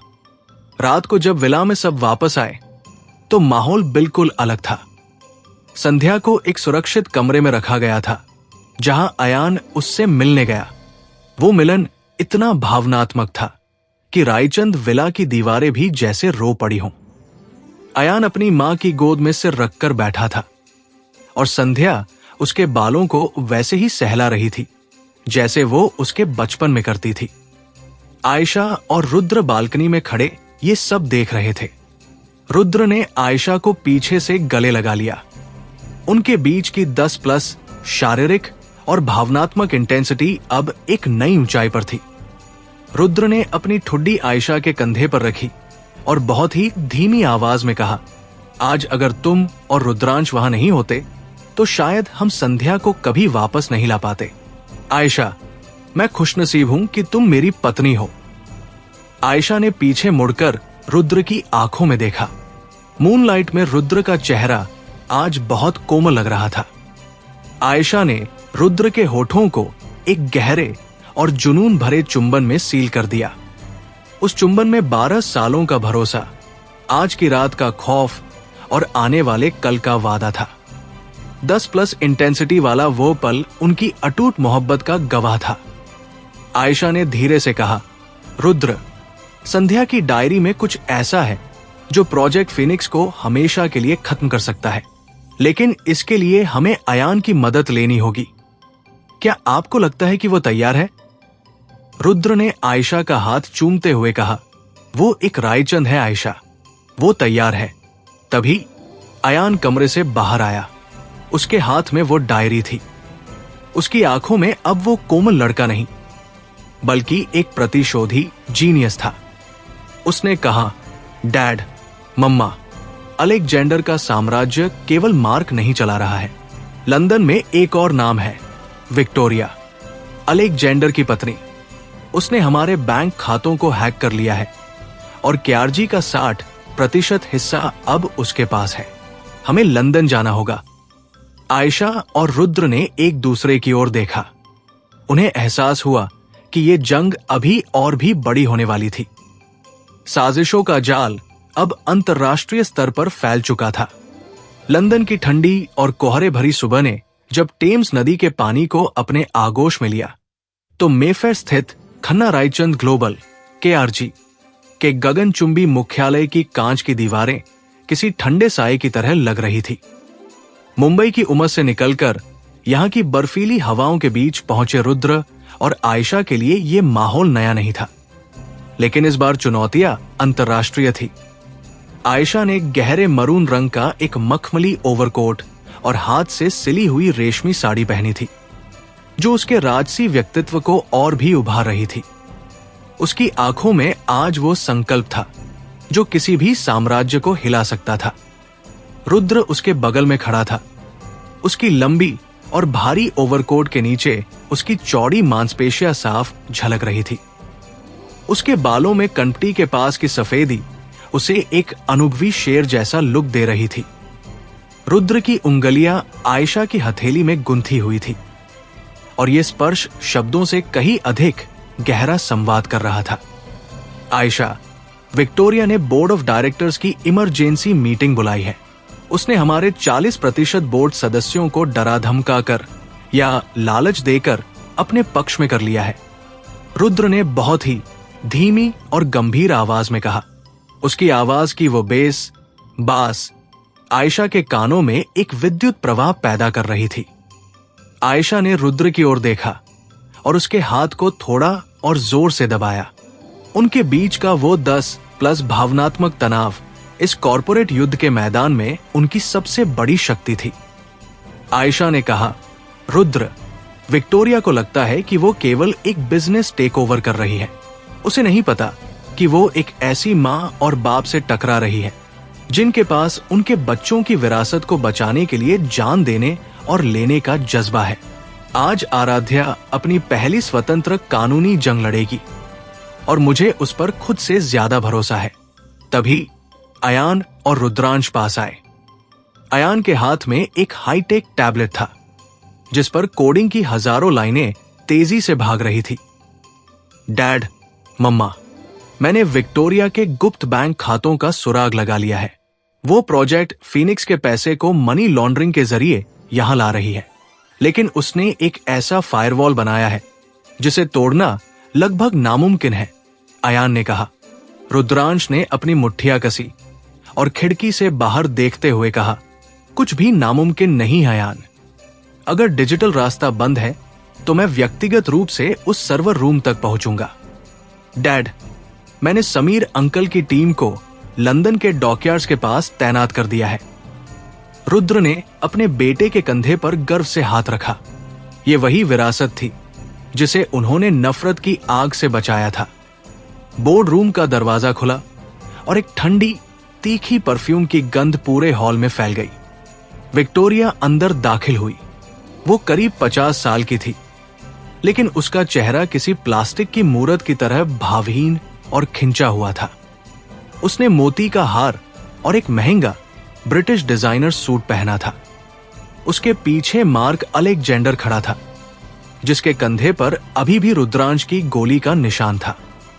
विक्टोरिया ने एक क्रूर मुस्कान के साथ कहा, मिस्टर रायचंद, आयशा, लंदन में आपका स्वागत है, लेकिन अफसोस ये आपके रहने का घर नहीं बल्कि आपकी विदाई का स्थान है। मेरे पास क्यारजी के 60% शेयर्स का समर्थन है। मैं इस कंपनी को अलेक्जेंडर एम्पायर में विलय करने का प्रस्ताव रखती हूं। पूरे बोर्ड रूम में सन्नाटा छा गया। तभी 18 साल की आराध्या खन्ना रायचंद उठी। उसने काले रंग का एक स्लीक कोट पहना था और उसकी आंखों में आयशा जैसी ही चमक थी। आराध्या ने अपनी फाइल मेज पर पटकी और बहुत ही आत्मविश्वास के साथ कहा, Mrs Victoria, British corporate law के सेक्शन 42B के तहत कोई भी शेयर अधिग्रहण तब तक वैध नहीं माना जा सकता जब तक कि उन शेयर्स के स्रोत की नैतिक और कानूनी जांच न हो जाए। हमारे पास सबूत है कि आपके 40% शेयर्स उस प्रोजेक्ट फिनिक्स के काले धन से खरीदे गए हैं, जिसे अंतर्राष्ट्रीय न्यायालय ने प्रतिबंधित घोषित किया है। विक्टोरिया का चेहरा एक पल के लिए पीला पड़ा, लेकिन उसने तुरंत खुद को संभाला। लड़की, कानून की किताबें पढ़ने से अनुभव नहीं आता। तुम्हारे पास क्या सबूत है? आराध्या ने मुस्कुराते हुए अयान की ओर इशारा किया। अयान ने एक बटन दबाया और बोर्ड रूम की बड़ी स्क्रीन पर संध्या, अयान की मां, का वीडियो रिकॉर्डेड बयान चलने लगा। संध्या ने विस्तार से बताया कि कैसे अलेक्जेंडर और विक्टोरिया ने मिलकर वैज्ञानिकों को बंधक बनाया और अवैध फंड्स का इस्तेमाल किया। हॉल में हंगामा मच गया। विक्टोरिया ने गुस्से में मार्क की ओर देखा। मार्क ने अपनी जेब से एक रिमोट निकाला। बहुत हुआ ये कानूनी नाटक। अगर इस विलय पर अभी हस्ताक्षर नहीं हुए तो लंदन के इस पूरे ब्लॉक में लगे विस्फोटक फट जाएंगे। बोर्ड के सदस्य चीखने चिल्लाने लगे। रुद्र एक चीते की तरह झपटा और उसने मार्क का हाथ मरोड़ दिया। मेरे बच्चों के सामने ये खिलौने मत दिखाओ मार्क। रुद्र की दहाड़ से मेज पर रखे गिलास कांपने लगे। आयशा ने विक्टोरिया के करीब जाकर उसकी आंखों में देखा। उनके बीच का तनाव इतना तीव्र था कि वातावरण में जैसे चिंगारियां उठ रही हों। आयशा ने बहुत ही शांत लेकिन घातक आवाज में कहा, विक्टोरिया, तुम एक औरत हो, शायद एक मां भी, लेकिन तुमने जो रास्ता चुना है वो सिर्फ तबाही की ओर जाता है। पुलिस बाहर इंतजार कर रही है। तुम्हारी बैंकिंग आईडी पहले ही ब्लॉक की जा चुकी है। विक्टोरिया ने हिकारत से आयशा की ओर देखा और फुसफुसाते हुए कहा, तुम्हें लगता है कि तुम जीत गई? आयशा, मैंने संध्या को सिर्फ एक वैज्ञानिक के तौर पर नहीं रखा था। अयान के खून में एक स्लीपर वायरस इंजेक्ट किया गया है। अगर मुझे कुछ हुआ तो अयान कभी 23 साल की उम्र नहीं देख पाएगा। आयशा का दिल जैसे एक पल के लिए धड़कना बंद हो गया। उसने पीछे मुड़कर अयान को देखा, जो अपनी मां संध्या के वीडियो को बड़े गर्व से देख रहा था। अयान को अंदाजा भी नहीं था कि उसकी रगों में एक मौत दौड़ रही थी। रुद्र ने भी ये सुना और उसका गुस्सा नियंत्रण से बाहर होने लगा। उसने विक्टोरिया की गर्दन दबोच ली। उसे अभी ठीक करो, वरना मैं तुम्हारी रूह को तड़पा दूंगा। रुद्र की आंखों का वो पाश्विक गुस्सा देखकर विक्टोरिया पहली बार कांपी। तभी रुद्रांश ने चिल्लाकर कहा, डैड, छोड़िए इसे, अयान को कुछ नहीं होगा। मां, संध्या ने डायरी में इसका एंटीडोट भी लिखा है। बस हमें वो आखिरी कोड चाहिए जो लंदन के पुराने सेंट मैरी अस्पताल के लैब में छिपा है। रुद्र ने विक्टोरिया को फर्श पर पटक दिया। उसने आयशा की ओर देखा। आयशा की आंखों में आंसू थे, लेकिन उसका इरादा फौलाद जैसा था। आयशा ने कहा, रुद्र, आप और रुद्रांश अस्पताल जाइए। मैं और आराध्या यहां बोर्ड रूम को संभालेंगे और पुलिस के साथ विक्टोरिया को सलाखों के पीछे पहुंचाएंगे। रात के तीसरे पहर में लंदन की सड़कों पर एक तेज रफ्तार चेज शुरू हो गया। रुद्र और रुद्रांश एक ब्लैक स्पोर्ट्स कार में थे और उनके पीछे विक्टोरिया के वफादार गुंडे गोलियां बरसा रहे थे। रुद्र ने स्टीयरिंग संभाली थी और रुद्रांश खिड़की से बाहर झुककर जवाबी हमला कर रहा था। डैड, बाई और मोड़िए, रुद्रांश ने चिल्लाकर कहा। रुद्र ने गाड़ी को हवा में उछालते हुए एक गली के अंदर मोड़ दिया। बाप बेटे की ये जोड़ी आज मौत को चुनौती दे रही थी। सेंट मैरी अस्पताल के पुराने खंडहरनुमा हिस्से में पहुंचकर उन्होंने उस लैब को ढूंढा जहां संध्या ने सालों पहले काम किया था। वहां धूल और पुरानी मशीनों के बीच एक तिजोरी थी। रुद्र ने अपनी मुट्ठी से कांच तोड़ा और वो एंटीडोट की शीशी निकाली। तभी मार्क वहां आ पहुंचा। उसके हाथ में एक विस्फोटक था। वो शीशी मुझे दे दो रुद्र, वरना अयान के साथ तुम दोनों भी मरोगे। रुद्र ने रुद्रांश की ओर देखा। एक मूक समझ उनके बीच बनी। रुद्रांश ने पीछे से मार्क पर हमला किया, जबकि रुद्र ने एंटीडोट को सुरक्षित अपनी जैकेट में डाल लिया। एक भीषण लड़ाई हुई। रुद्र ने मार्क को एक बिजली के पैनल पर दे मारा, जिससे मार्क को जोरदार झटका लगा और वो बेहोश हो गया। जब वे वापस बोर्ड रूम पहुंचे तो पुलिस विक्टोरिया को ले जा रही थी। आयशा दौड़कर रुद्र की बाहों में गिर गई। रुद्र का शरीर खून और पसीने से भीगा था, लेकिन उसकी आंखों में जीत का एहसास था। उसने वो शीशी अयान को दी। संध्या भी वहां पहुंच चुकी थी और उसने कांपते हाथों से अयान को वह दवा दी। सुबह की पहली किरणें जब टेम्स नदी पर पड़ी तो केआरजी की इमारत पर फिर से रायचंद और खन्ना का झंडा लहरा रहा था।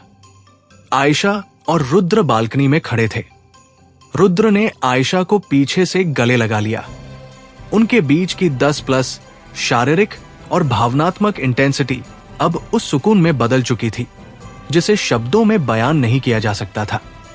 रुद्र ने आयशा के कान में फुसफुसाया, आज हमारे बच्चों ने साबित कर दिया कि हमारी विरासत सुरक्षित है। आयशा, क्या तुम्हें याद है जब हम पहली बार यहां आए थे? आयशा ने मुस्कुराते हुए अपना सिर पीछे झुकाया और रुद्र की आंखों में उन 7 जन्मों का वादा देखा जो अब उनके बच्चों के माध्यम से अमर हो रहा था। आयशा ने धीरे से कहा, रुद्र, ये जंग कभी खत्म नहीं होती, ये सिर्फ अपना रूप बदलती है। लेकिन जब तक हम एक हैं, कोई विक्टोरिया या अलेक्जेंडर हमें नहीं तोड़ पाएगा। रुद्र ने आयशा के होठों को एक गहरे और जुनून भरे चुंबन में सील कर दिया। उस चुंबन में अतीत का दर्द, वर्तमान की जीत और भविष्य का अटूट विश्वास था। 10+ इंटेंसिटी वाला वह पल उनकी मोहब्बत की उस अजेय गाथा का एक और सुनहरा पन्ना था। लेकिन जैसे ही वे नीचे आए, अयान ने अपने कंप्यूटर पर एक नई हलचल देखी। डैड, मम्मा, विक्टोरिया ने जेल जाने से पहले एक संदेश भेजा है। वो प्रोजेक्ट फिनिक्स के डेटा को एक ऐसी जगह अपलोड कर चुकी है जहां से इसे पूरी दुनिया देख सकती है। हमें उस मास्टर सर्वर को ढूंढना होगा जो हिमालय की चोटियों में कहीं छिपा है। हिमालय की अनंत ऊंचाइयों पर जहां हवा भी जमने लगती है, वहां एक निजी हेलीकॉप्टर बादलों को चीरता हुआ आगे बढ़ रहा था। बाहर का तापमान 0 से 30 डिग्री नीचे था और खिड़की के बाहर केवल सफेदी का साम्राज्य था। हेलीकॉप्टर के केबिन के अंदर का माहौल बहुत ही तनावपूर्ण लेकिन स्थिर था। आयशा ने एक भारी ऊनी जैकेट और फर वाला हुड पहना था, लेकिन उसके चेहरे की लालिमा ठंड से ज्यादा उस संकल्प की वजह से थी जो उसके दिल में जल रहा था। उसके बगल में रुद्र बैठा था। उसका हाथ आयशा के हाथ में कसकर थमा हुआ था। रुद्र का शरीर आज किसी फौलादी खंभे की तरह सख्त था। उसकी आंखें सामने लगे रडार स्क्रीन पर टिकी थी। उनके बीच का वह 10+ भावनात्मक खिंचाव इस ऊंचाई पर और भी तीव्र हो गया था। रुद्र ने आयशा का हाथ चूमते हुए बहुत ही धीमी और भारी आवाज में कहा, आयशा, इस तूफान के पार वो नेस्ट है। अयान ने सिग्नल ट्रैक कर लिया है। आज हम उस साए को हमेशा के लिए मिटा देंगे जिसने हमारे परिवार को 3 दशकों तक डराया है। आयशा ने रुद्र की आंखों में देखा और उसके हाथ पर अपना सिर टिका दिया। हवा में रुद्र के सैंडवुड इत्र और आयशा के लेवेंडर लोशन की मिलीजुली महक एक अजीब सा सुकून पैदा कर रही थी। आयशा ने फुसफुसाते हुए कहा, रुद्र, मुझे डर नहीं लग रहा। आज हमारे बच्चे हमारे साथ हैं। रुद्रांश का शौर्य, आराध्या की बुद्धि और अयान की मेधा, यही हमारी जीत है। पीछे बैठे अयान, रुद्रांश और आराध्या अपने उपकरणों की जांच कर रहे थे। रुद्रांश ने अपनी टैक्टिकल गन लोड करते हुए कहा, डैड, हम 5 मिनट में लैंडिंग जोन पर होंगे। समीर अंकल की टीम ने नीचे से घेराबंदी शुरू कर दी है। अयान ने अपने टैबलेट पर कोडिंग की आखिरी लाइनें डाली। मम्मा, मास्टर सर्वर का बाहरी सुरक्षा घेरा मैंने तोड़ दिया है, लेकिन अंदर का बायोमेट्रिक लॉक अभी भी सक्रिय है। उसे खोलने के लिए आप और डैड का एक साथ होना जरूरी है। हेलीकॉप्टर एक बर्फीली चोटी पर बने गुप्त पैड पर उतरा। जैसे ही दरवाजा खुला, बर्फीली हवाओं ने अंदर हमला किया। रुद्र ने आयशा को सहारा देकर बाहर निकाला। वे एक छिपी हुई गुफा के अंदर दाखिल हुए जो सीधे फीनिक्स नेस्ट के प्रवेश द्वार की ओर जाती थी। गुफा के अंदर मध्यम नीली रोशनी थी। समीर और उसके विशेष कमांडो वहां पहले से ही तैनात थे। समीर ने रुद्र को सैल्यूट किया और कहा, रुद्र भाई, अंदर लगभग 50 एलीट गार्ड्स हैं। विक्टोरिया ने जेल से ही अपने वफादारों को एक्टिव कर दिया है। मार्क अलेक्जेंडर भी अंदर ही है। वो अस्पताल से भागकर सीधे यहां पहुंचा है। रुद्र का जबड़ा भिंच गया। मार्क, आज उसका आखिरी दिन होगा। जैसे ही वे मुख्य द्वार के करीब पहुंचे, अलार्म बज उठा। फीनिक्स नेस्ट के गार्ड्स ने भारी गोलीबारी शुरू कर दी। रुद्रांश एक चीते की तरह आगे बढ़ा। उसने एक कंक्रीट की दीवार के पीछे छिपकर सटीक निशाना लगाना शुरू किया। आराध्या, बाई ओर से कवर दो, रुद्रांश ने चिल्लाकर कहा। आराध्या ने अपनी छोटी पिस्टल से गार्ड्स के संचार यंत्रों को निशाना बनाया। आयशा और रुद्र ने मिलकर कमांडो की तरह आगे बढ़ना शुरू किया। आयशा की आंखों में वो चंडी रूप वापस आ गया था। उसने एक गार्ड को नजदीकी लड़ाई में मात दी और उसकी गन छीन ली। रुद्र उसके पीछे एक ढाल की तरह खड़ा था। वो किसी भी साये को आयशा के करीब नहीं आने दे रहा था। लड़ाई के बीच उन्हें एक छोटे से सुरक्षित कमरे में शरण लेनी पड़ी। वहां अंधेरा था और बाहर गोलियों की गूंज सुनाई दे रही थी। इस मौत के साये के बीच रुद्र ने आयशा को दीवार से सटा दिया। उनके बीच की शारीरिक और भावनात्मक तीव्रता 10+ इंटेंसिटी इस पल में फूट पड़ी। रुद्र ने आयशा के चेहरे को अपनी हथेलियों में लिया। उसका स्पर्श खुरदरा लेकिन बेपनाह प्यार से भरा था। रुद्र ने कहा, आयशा, अगर इस बंकर से हम बाहर नहीं निकले तो याद रखना कि मेरा हर जन्म सिर्फ तुम्हारे लिए होगा। आयशा ने रुद्र की शर्ट को कसकर पकड़ लिया और उसके होठों पर एक गहरा, जुनून भरा चुंबन अंकित कर दिया। उस चुंबन में 12 सालों का संघर्ष, हार्वर्ड से लेकर हिमालय तक का सफर और एक अटूट विश्वास था। आयशा ने कहा, हम बाहर निकलेंगे रुद्र, क्योंकि हमारा न्याय अभी अधूरा है। वे फिर से युद्ध के मैदान में कूदे। अयान ने सर्वर रूम का दरवाजा हैक कर लिया। डैड, अब आपका समय है। जैसे ही वे सर्वर रूम में दाखिल हुए, वहां मार्क अलेक्जेंडर खड़ा था। उसके हाथ में एक विस्फोटक का रिमोट था। रुक जाइए, अगर कोई और कदम आगे बढ़ाया तो मैं इस पूरे बंकर को उड़ा दूंगा। प्रोजेक्ट फीनिक्स का डेटा मेरा है, यह मेरे पिता की विरासत है। मार्क चिल्लाया। रुद्र ने अपनी गन नीचे की और धीरे धीरे उसकी ओर बढ़ा। मार्क, विरासत नफरत से नहीं बनती। अलेक्जेंडर ने तुम्हें सिर्फ एक हथियार बनाया। देखो अयान को, वो भी तुम्हारा ही खून है, लेकिन वो निर्माण में विश्वास रखता है, विनाश में नहीं। मार्क की आंखों में एक पल के लिए दुविधा दिखी। तभी रुद्रांश ने पीछे से आकर मार्क के हाथ पर वार किया और रिमोट दूर गिर गया। रुद्र ने मार्क को दबोच लिया, लेकिन इस बार रुद्र ने उसे मारा नहीं। उसने उसे जमीन पर पटक कर बेड़ियों में जकड़ दिया। तुम्हारी सजा मौत नहीं, तुम्हारी सजा ये देखना है कि कैसे हम उस साम्राज्य को मिटाते हैं जिसे तुमने अपना भगवान माना था। आयशा और रुद्र मास्टर सर्वर के सामने खड़े थे। अयान ने उनके हाथों को एक स्कैनर पर रखा। जैसे ही उन दोनों का साझा डीएनए स्कैन हुआ, सर्वर रूम की लाइटें हरी हो गई। एक्सेस ग्रांटेड, एक मशीनी आवाज आई। आयशा ने अपनी मां की उस लाल डायरी का आखिरी कोड टाइप किया। डिलीट ऑल डेटा, आयशा ने कमांड दिया। स्क्रीन पर एक लोडिंग बार चलने लगा। 98%, 99% और फिर डेटा परमानेंटली डिलीटेड। पूरे बंकर में एक गहरी खामोशी छा गई। प्रोजेक्ट फीनिक्स, उसकी साजिशें, उसके ब्लैकमेल फुटेज, सब कुछ हमेशा के लिए इतिहास के कूड़ेदान में चला गया। तभी बंकर डगमगाने लगा।